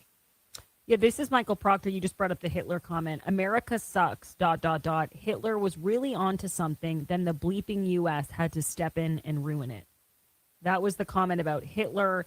And you mentioned Bob Kraft. He said, this is Sean Good, actually. New England's Patriot owner Robert Kraft, I'm assuming he just wrote Kraft, is a terrible C-word Jew. That was Sean Good. Anne Frank's a lying C-word. That was Sean Good. And so it's, you're looking at both of these guys, Michael Crawford. You're looking at Sean Good. You're looking at Michael Proctor. And obviously we know Michael Proctor more because of the two trials. I would say leaning more heavily towards the first trial where he was really one of the main events of that trial. Sean Good, not so much, but he's carrying his weight when it comes to awful messages. Like, it's not like it's Sean, it's not like Michael Proctor sending them and Sean Good's kind of just giving it the thumbs up. We saw a lot of that in the first trial where he would send things into these group chats and some things would be ha-ha'd or they would be thumbs. They put in text reactions. That's not what's happening here with this former Canton police sergeant. He is actively part of this and writing back his own disgusting comments. Yeah, definitely. And if you're a taxpayer in Canton, you have to be very concerned. They were trying to move beyond all of this lately. They've had a bunch of elections. They've got a new police chief. But at the same time, look at this stuff that came up. And it didn't come up in the Canton police audit. Like, it's hard to move on when you have new bombshells like this. And this is just going to become a bigger and bigger issue in upcoming elections, I think, with the DA's race. I think there's a forum tonight for the DA's race, if I'm right, in Canton. So I think that's going to come up. I think Juna Perkins and Adam Deitch and some of the other candidates who aren't Connor are going to be bringing this up a lot. And I think Canton, it's going to be really hard for them to get beyond this when there's new bombshell disclosures like this. And they need to rip the Band-Aid off. They really need to look into all their officers and make sure this stuff gets out there as quickly as possible. So it's not just years and years of this for them. Well, you just brought up Canton, and I think it is worth noting, and Taylor talked about this a little bit when we started the show today, and they write this actually in the filing. It says, and despite that, CBD had received, reviewed, verified, and analyzed these same messages nearly a year ago. The Canton Police Department, Sergeant Good remained employed with full rank as a sworn police officer by the Canton Police Department until 2 days ago. My question, and you might not have the answer to this, Mike, but I'm curious if there's been any talk of it, is what's going to happen with this guy's pension? What's going to happen as far as, his retirement goes? I know he resigned right as they were kind of holding this investigation, but I have to imagine there are going to be some sort of consequences. As you said, the taxpayers in Canton must be outraged. Yeah, absolutely. And there's been no talk of that. So everything with the town is top secret. I had heard something was going to come out, and then it did. But that's the only way we hear the whispers, And it's wild to just not know if they're going to continue to pay this guy's pension and where they really are on the disciplinary and the investigation of him, because it's been all, top secret. And I think a lot of it is due to the union and also potential lawsuits. I think the town obviously is protecting themselves because this guy probably will try to sue them if he does lose his pension. So it's a delicate balance for them. But I think public disclosure, the citizens need to know what's going on. They want to know, and they have a right to know. So hopefully much more info comes out so people know what's actually happening there. Yeah, one of the reasons I found this shocking, it's not because we don't know how gross Michael Proctor is. Like, we all figured that out pretty quickly with the first Karen Reed trial and some of the comments about Balloon Knot and some of the comments about, finding nude messages or nude photos. I thought, though, at the time that he had a particular hate for Karen Reed, like a real dislike for her, because maybe the John O'Keefe cop element of it, he alluded to that in the 2020 interview that, that's why he was so angry and he reacted in a bad way. But what these messages to me really showcase are that this is just a vile person who has hatred for all sorts of groups, Asians, Jews, Black people, women. There doesn't really seem to be anyone who's not involved in when he's spewing his hatred. Yeah, absolutely. I think he's probably self-hating too. Like, if you're that hateful, you hate yourself. You hate everybody, and that's the problem here. We have obviously police officers, public servants that are negative. They hate. That's all it is. I'm glad you brought that up. That is such a good point because that was the excuse. That's what we were all kind of feeling with Proctor is this is about John and Karen. He hates Karen because of John, right? But this guy hated everybody. Yeah. He's an equal opportunity. There's not anybody he didn't hate. He was cheering for Hitler. I mean, that says it all. I mean, and he's in a community with a lot of Jewish, that's the thing. Proctor, there isn't, Proctor and Canton obviously is a big Irish community there, Irish Catholic, but there's also a Jewish community in Canton, and especially some of the neighboring towns in that area where he's from. Yes. So it's pretty shocking. Yeah, that's a great point. You're right. even- Canton does have a pretty big Jewish community. That's a really good point. One other thing I wanted to bring up, and we've talked about this, Mike, before, but I think today is really an important day to discuss it, is the other cases that Michael Proctor was involved in. You mentioned his comments about black people. He referred to black people frequently as the N-word or other variations of that. Some of them I never heard of before. And You need to look them up. yeah, exactly. I need to look them up. I don't recommend other people looking up any of this. And then, as you mentioned, telling I think it was other officers or saying something along the lines of, you don't have to send people out because, let them die, or, I'm paraphrasing here, but it was something along those lines. And now we have cases where he was the lead investigator, and they do involve people of color. They do involve black men, in particular, this case that you and I have talked about, the Miles King case. And so does this put this case, I know it puts it into jeopardy, but how likely is it that in these cases, certain people who did commit crimes are going to get off because of just how corrupt and repugnant Michael Proctor is? Definitely. I suppose it depends on the evidence they have outside of him, because anything that he touches is going to be tainted, I believe, in the jury's eyes. And definitely with Miles King, he's got a great attorney, Rosemary, and she wanted all of this out.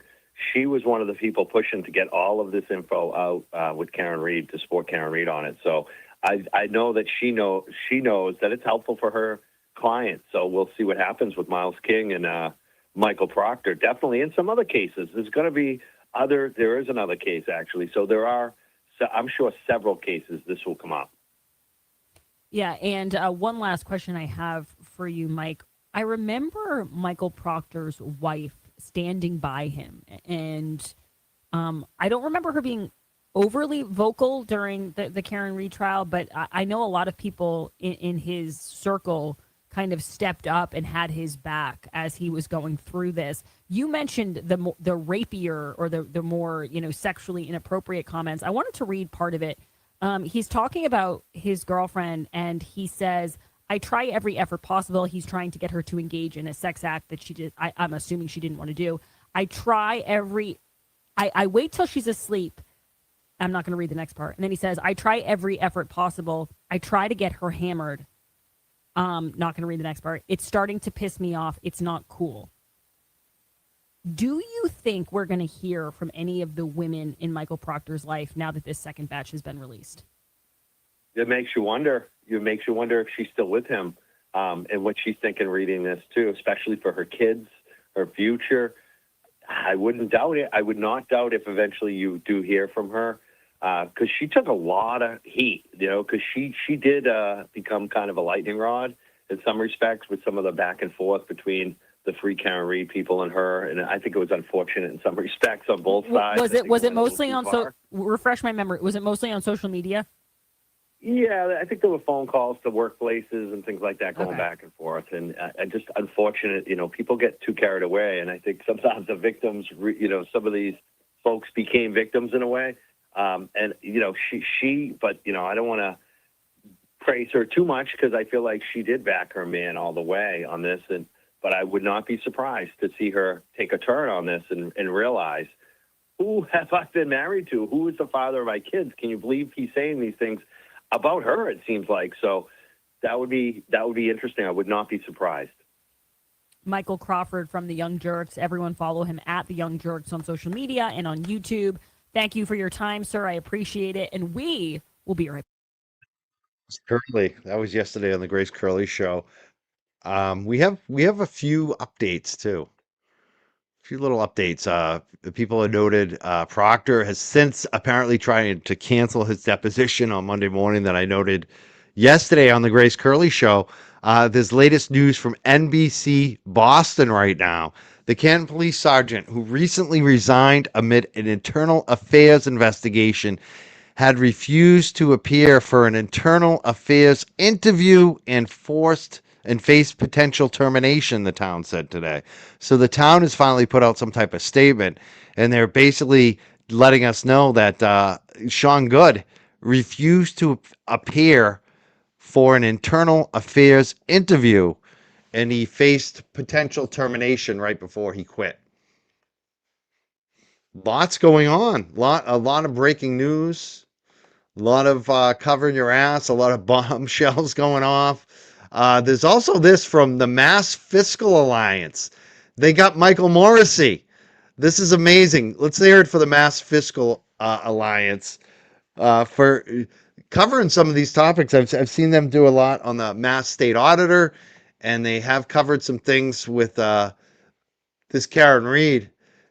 This is on Twitter. This is from the Mass Fiscal Alliance. Like I said, stick around today. I have a lot to cover, a lot to get into, a lot of breaking news. I don't know how long I'm going to be here because I'm going to have to return Winston back home. I got to feed the dogs and then bring him back home. His mom is coming home from vacation today. But this is new. This is Michael Morrissey got cornered by the Mass Fiscal Alliance, the MFA. The MFA got Michael Morrissey. Let's see what Michael Morrissey had to say. Do you have any big regrets? Do you think you'll share anything once you leave office that you couldn't say now? I'm Paul with Mass Fiscal. Just about your career in public service. Do you have any... It's not over. It's not over, but it's coming to an end. It is. Do you have any words of wisdom for the next generation of elected leaders in county government or state government, since you're at the State House today? Well, being district attorney has a little mix of both. There's law and politics, so I spent a good part of my career in the legislature and the last part as district attorney. But which one do you like better, legislature or as a DA? They both have their moments. Do you have any big regrets? Well, I won't say any regrets. Would you do anything differently, maybe? Well, I would have done a lot of things differently in both my years in the House and Senate, but I would have a lot of things I would do over again or twice as hard. In fact, I've done that on cases. But the hardest part that you have to deal with, when in the legislature, you can fight back. And so you get up and you and I can disagree, and you can say something, I can say something. When you're a district attorney, you often can't tell people everything you know, because you then get accused of interfering with someone's right to a fair trial. Do you think you'll share anything once you leave office that you couldn't say now? Oh yeah. Oh yeah. All right, this is interesting. This is where it's going to get interesting. Michael Morrissey's he's telling you right now. Once January 2027 hits, he's going to have a lot to say. And it's funny. I don't think it's going to go the way he thinks. I think he thinks, oh, once I get to speak, once they hear the truth, this is going to be fun.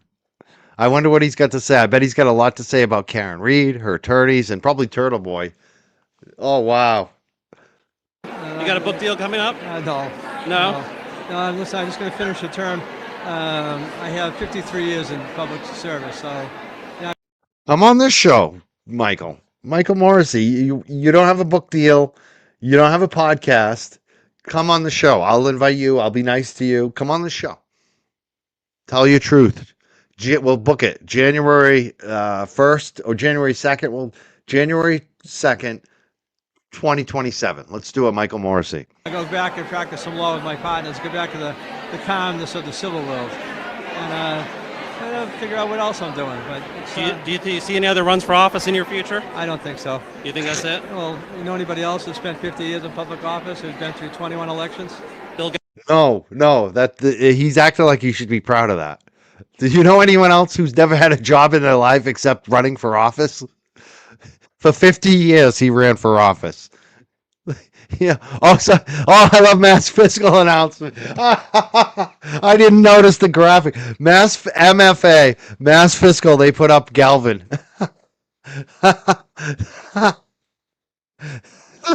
Yeah, we know a few of you. There are a few hacks like that in Massachusetts. You're not the only one, Morrissey. Bill Galvin, he's still serving. Oh, that's funny. Galvin? I have probably more elections than him, but I have more than Galvin. I'm more of a dinosaur than Galvin. it's broken time. Okay. But he would be the closest one, I suppose. Also one of the smartest people I know, so I'm glad he's staying. All right, we'll catch you a little All right. later. Well, nice talking to you. Thank you. What a frat boy. Look at that smile, that little rat smile. He is, I'm going to play Do you have this any big again. regrets? Do you Holy think you'll fuck. share anything once you leave office that you couldn't say now? I'm Paul with Mass Fiscal. Just about your career in public service. Do you have any? It's not over. It's not over, but you know it's coming to an end. It is.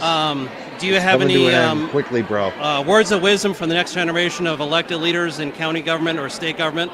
Since you're at the State House today. Well, the being district attorney has a little mix of both. There's law and politics, so I spent a good part of my career in the legislature and the last part as district attorney. But which one do you like better, legislature or as a DA? They both have their moments. Do you have any big regrets? Well, I won't say any regrets.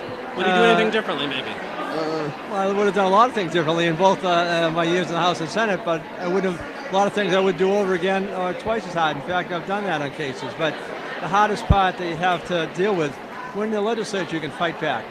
And so you get up and you and I can disagree, and you can say something, I can say something. When you're a district attorney, you often can't tell people everything you know, because you then get accused of interfering with someone's right to a fair trial. Do you think you're gonna? Do you think you'll share anything once you leave office that you couldn't say now? Oh yeah. Oh yeah. You got a book deal coming up? No. No.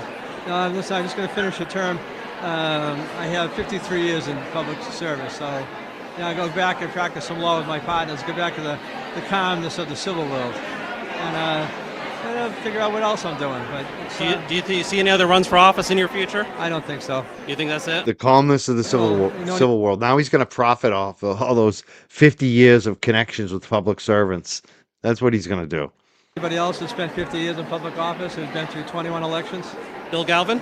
I have probably more elections than him, but he has broken time. Okay. But he would be the closest one, I suppose. Also one of the smartest people I know, so I'm glad he's staying. All right, we'll catch you a little All right. later. Well, nice talking to you. Thank you. That was funny. Oh my God, he got had. Now I'm not going to watch all of this, but just want to take a sneak peek at it. Hopefully, I don't get in trouble for sharing it. Kind of a big deal.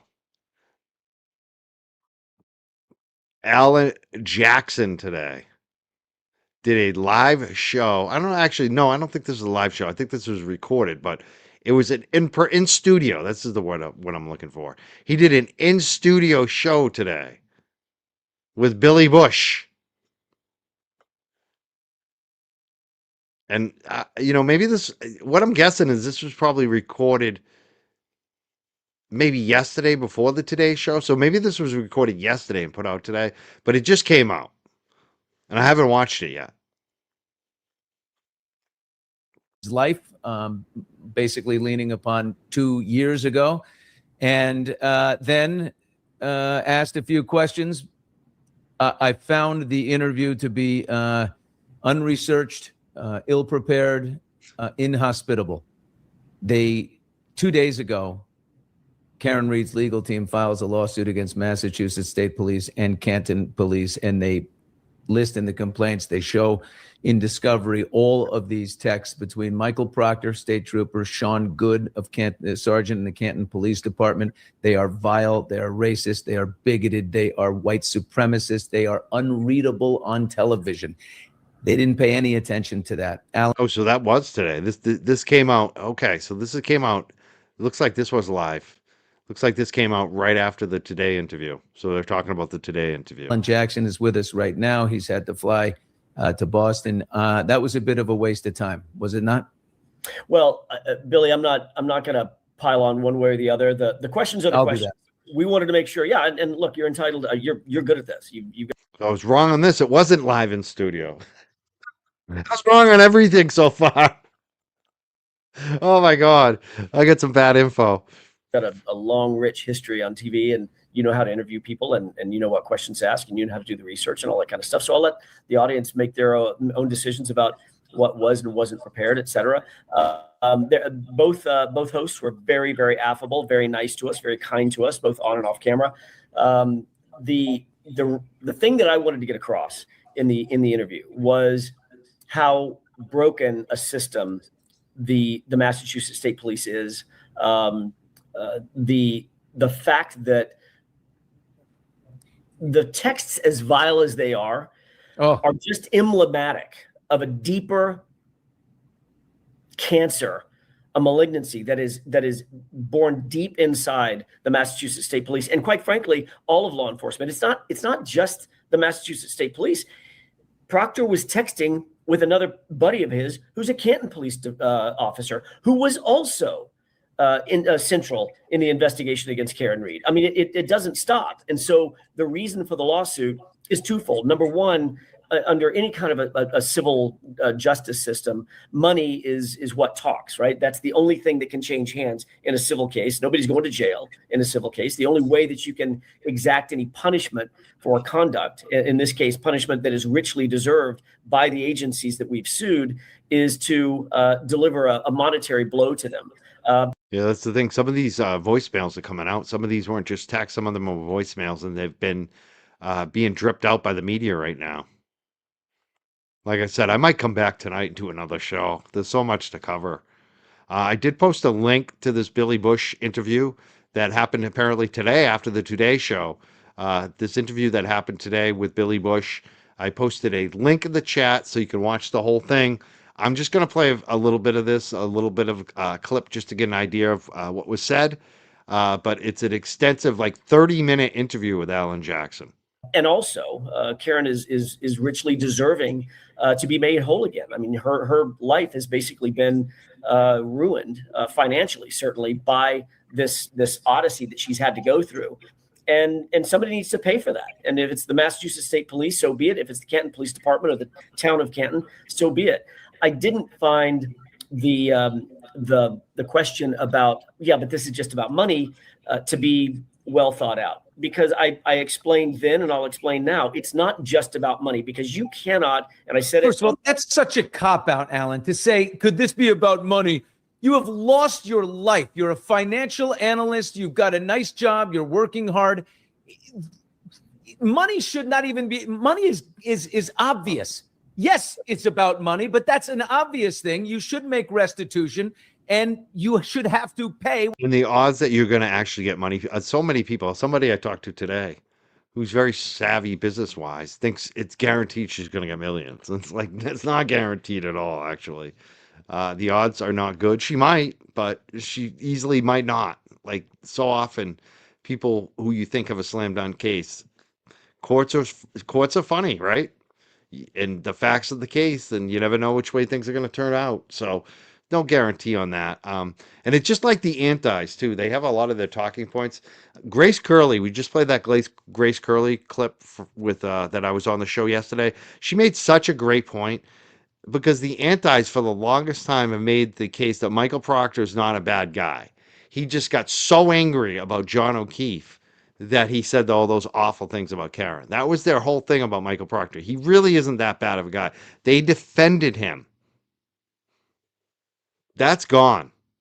After what dropped yesterday, that is all gone. Because it showed that he didn't just hate Karen. He hated everybody. He's with Hitler. He's praising Hitler. This guy hated everybody. The antis, it's like they always come at us, Free Karen Reed people, and say, oh, you know she did it, this and that. But they can't even admit the obvious thing, the obvious issues with the police on this. And that's why, like, I can't really give them any credit. The antis, the anti-Karen Reed people.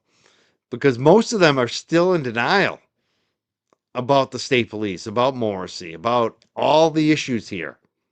What other way is there to pay in a civil trial? Right, there is no other way. There is no other way. That's the entire thing. It's what it's about. That's why he's so, I'm sorry, it was so unresearched. But that's what I was saying, Billy. That is why I said to the host, to Craig as well, look, this is not just about money. You can't just relegate this lawsuit and Karen Reed to just looking for a check. That's not true. That is absolutely not true, because what she's after, you cannot put that on a check. What she's after is systemic change in the area in which she lives, the place she calls home, which is Massachusetts, the place that her parents have called home, her grandparents have called home, generations. Her grandfather was a police officer. How do you think that makes the Reed family feel to know how long or far the fall has been from the good cops that used to patrol those streets to what's happening now in this culture under this administration? Your point is in this civil filing here against MSP and Canton PD, your point is there is no way that two people as deeply disgusting as these two are, rotten to the core, there's no way you don't know that's the type of character you have. And at one point, Sean Good says, I can't wait to get to work and look up this chick. I'm going to look her up using, resources. There's no way. And then, Yuri Buchanan. I mean, don't for a second, supervising Michael Proctor. This guy says at no point was that, Michael conducted an investigation with high integrity and the most, come on, nobody buys it. And what kind of supervisor are you if you have no idea who this person is? That's exactly the type of culture that we're talking about. So to your point, Billy, not only on the witness stand did I force him to have to answer a very uncomfortable question, was Michael Proctor's investigation, did Michael Proctor handle this investigation with honor and integrity? He didn't want to answer the question, wouldn't answer it, was trying to dodge me with some bullshit about, this is my second language or third language or whatever, whatever his excuse was, he didn't want to answer the question. Finally, the judge said, answer the question. You got to answer that one. I didn't get a whole lot out of Judge Canoni, but I got that. And finally, he said he handled the case with integrity. He wouldn't say honor, but he did say with integrity. And I just stood there gobsmacked. Like, you're literally, about this. By the way, Yuri Buchanan knew about these text messages, knew not all of them, but he knew about most of them. He knew about the bad ones. He knew about the things that made Michael Proctor, the issues that made Michael Proctor completely incompetent. So now we see the super chats. Now we know this was actually live too. I was wrong about everything about this video. So it was alive today. To investigate Karen Reed because of the conflicts of interest, because of her outsider status, because of his bigotry and his racism, etc. Buchanan knew about it. And what you may have forgotten is in the midst, after. Well, that's the thing too. You think if Karen had the opportunity to go back in her life and live the way she was living before, earning money at Fidelity and Bentley University, she would have made a lot more money with that life she was living before all this happened. She would trade that, go back in a day if she could, because financially there'll never be enough, considering all the time and money she has lost already from this, not even including all the money on lawyers, but just the lost revenue from working, not being able to work. So yeah, this isn't a big moneymaker for Karen. The Massachusetts State Police damn well knew who Proctor was and what these text messages consisted of because he sent some of them to his buddies on the Massachusetts State and his bosses on the MSP police force. In the midst of that, Michael Proctor was up for a review, a performance review, just a standard performance review that all government officials get. He got the highest review possible from Yuri Buchanan. The highest review possible from Yuri Buchanan. So that's an exclamation point at the end of a sentence that says, not only will we tolerate this kind of racism and bigotry and misogyny and anti-Semitism, not only are we going to tolerate it, as an institution, we're going to promote it. We're going to embrace it, and we're going to give it the highest marks. We're giving this guy the highest mark. We're going to decorate it. We're going to put stars on the badge for it. A couple decorated dudes. Correct. There's no way they don't know. Yuri Buchanan had such disdain. He had such disdain for you. He looked when you were cross-examining. I just remember him so well, just looking at you like leaning on the chair. Indignant, like, how dare you ask me? It's almost like it's like he's like a bad Jack Nicholson and I sit on enemy lines. You have no idea. Like, he's some elevated. Well, I don't think in the Today Show interview this morning they even really brought up the texts, and I don't know if I missed it. They didn't make. I thought that the whole point is the text. Yeah, I thought that could have been a bigger issue in the question and answer session that we had on the couch, let Karen, let her defend this lawsuit, which is what we're here to do, and explain why she brought the lawsuit in the context of what's in the lawsuit, which are the text messages. It's the communications. And those communications are so, they're so evidentiary. In other words, they evidence a deep-seated corruption within the entire institution. That's what we need to be talking about, not whether or not a lawsuit like this, results in a payday. It's gonna, you bet your ass it's gonna. But that's not the reason that Karen brought this lawsuit. This is how deep rooted it is. Check it out. I just put this up. Actually, talking Michael Proctor here, lead detective, lead investigator. Actually, take your time. I saw a N-word was involved, so I wouldn't rush if you're working. Let them die. She's a Jew. She definitely puts out, says Sean Good. Look at Michael Proctor. America sucks. Hitler was really onto something. Then the effing U.S. had to step in and ruin it. Are you kidding me? This is the key right here. I'm glad Billy Bush is made for TV. He knows what sells on TV. And this is the lead. And this is it's amazing that the Today Show didn't do what Billy's doing right here.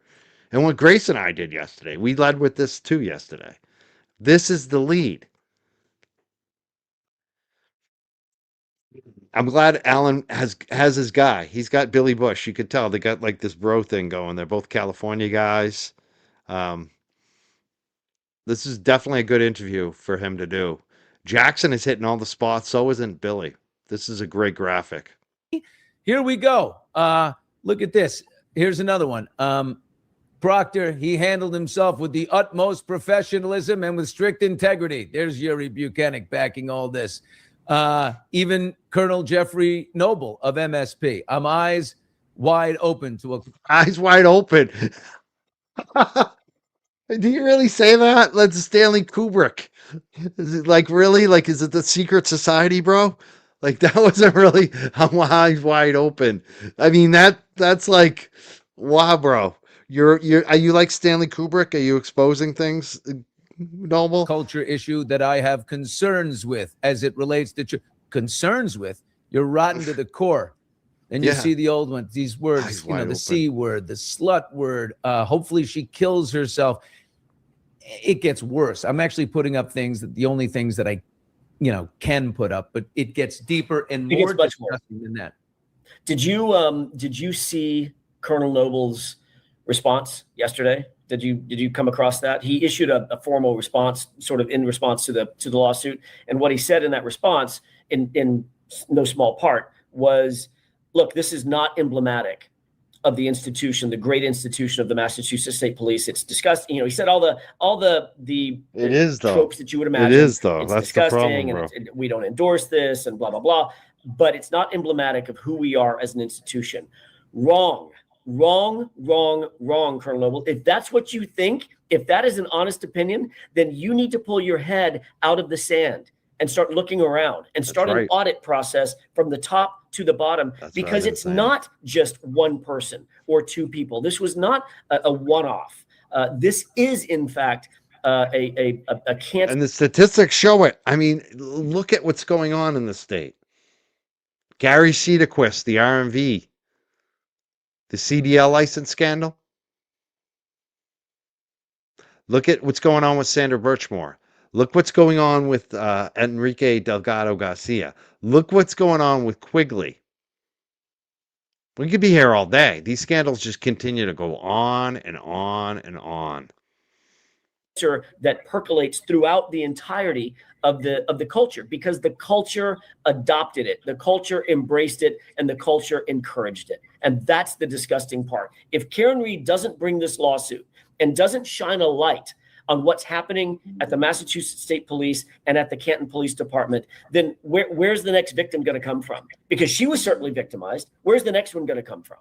Yeah, and I think, am I wrong that the Massachusetts State, they have a fund of lawsuits, things they have to settle with people, and it's actually astronomical in the state of Massachusetts compared to other states of how many times they actually have to pay out for misbehavior. I think their state police is well documented Yeah. to have corruption issues. This goes back generations, and it's not something that can be dealt with by firing one person. That ain't going to cut it. That is not going to cut it, Colonel Noble. You're nowhere close to getting to the root of the problem, which is it's a culture problem. You encourage through training, etc. You're the one that trained, you knew, and you promoted Michael Proctor. That person represented, he was the ambassador. He is an ambassador of the Massachusetts State Police writ large. You should be embarrassed. You should be ashamed of yourself. Yeah, definitely, I would say the response too. They brought in this guy Noble, who's supposed to reform it from New Jersey, and he's done nothing. He's done nothing but PR. Like, if you're actually serious about this issue, the first thing you would do is find out what the issue is and do like what Jackson said, a full blue ribbon commission type deal, where you bring outsiders and experts and national experts and have them investigate this and do a full audit top to bottom and investigate all you guys too. You haven't done any of that. You don't even know what the problem is, bro.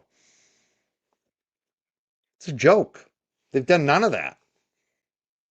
Like you should like they set up a special prosecutor for Enrique Delgado Garcia. That's why we know what's going on. That's why there's actual movement on that one. You should do this top to bottom on the Mass State Police. You should have a David Meyer in charge. Almost like what Adam Deitch was talking about doing with the DA's office. Not doing any of that. This is why I love Jackson. He just narrows in and goes after the right things, which is this Colonel Noble hasn't done shit. And it just proves again what Alan Jackson and Karen Reed are really about. It's not about the money. Going after Colonel Noble on this doesn't help them get the money. And that's what we're going to expose. That's what we have exposed through this lawsuit. And it's going to get worse before it gets better. I guarantee you, Billy. There's more to come.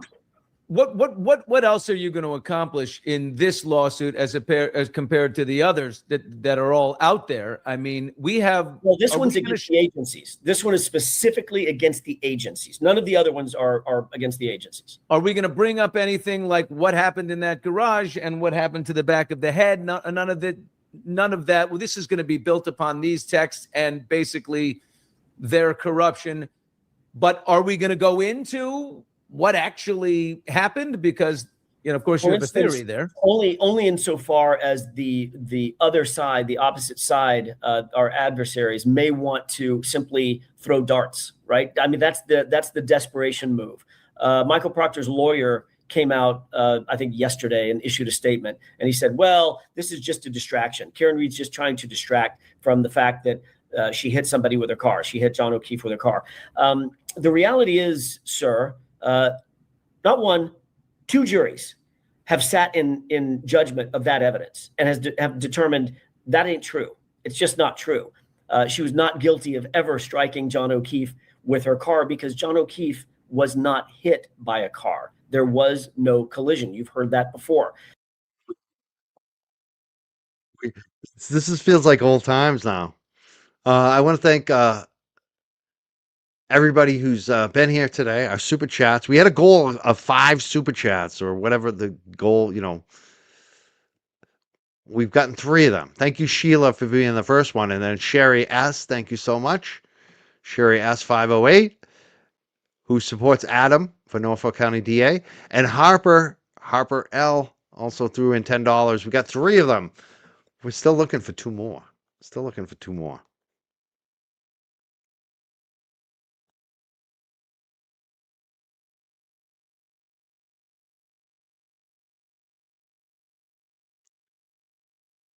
But I am going to leave it there on the interview with Billy Bush and Alan Jackson. Like I said, I have a few things I have to do.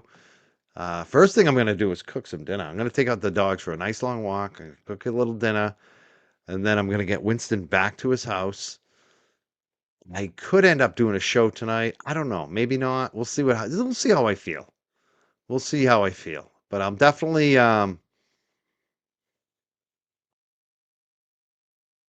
back. I'm not sure when, but you know I'll be back.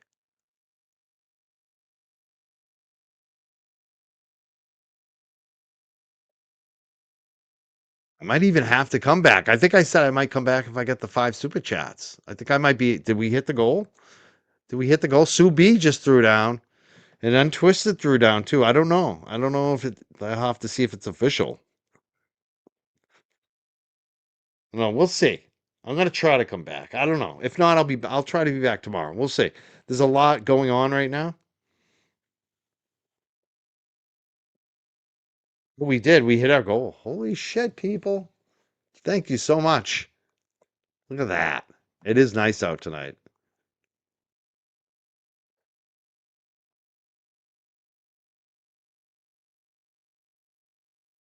I think Howie Carr had a interview too with one of Karen's other civil attorneys today. So I might want to cover that tonight. So I think I said I would come back tonight. I'm going to try. We'll see. I might come back for a little while. It might be a quick little show. Maybe I'll just play the Howie interview. Because you know me, I live up to my promises now. Now, even if it's a short show, even though this has almost become a Friday night show. We started this early. It's getting late now, isn't it? You are free later? All right, we might come back later after I get Winston home. It'd be later, like 8 maybe. I don't know. We'll see. But again, I want to thank everybody for watching. I want to thank all the super chatters. Thank you so much, Untwisted, Sue, Harper, again, Sherry S, and Sheila True Crime Chat. Thank you so much, Sheila.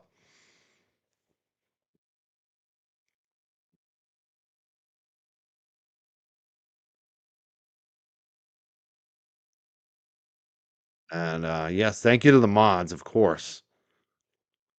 Thank you to all our mods. Thank you, everybody who's here today. Make sure you like, subscribe, follow, hit all notifications. I know the conflict of interest stuff, huh? Yeah, I don't think he came off very well in that debate. I think he, especially if you know, that's the key though. Do the voters know? Are they educated enough to know the details? If you know anything about what's going on, you feel like he's being disingenuous. I'm just not sure if everyone's, plugged in that's going to be voting. We shall see on Greg Connor. All right, I'll see everyone maybe later tonight. It looks like that. We'll see you soon. Thank you so much. Like, subscribe. Peace out, jerks. Thank you. See you soon.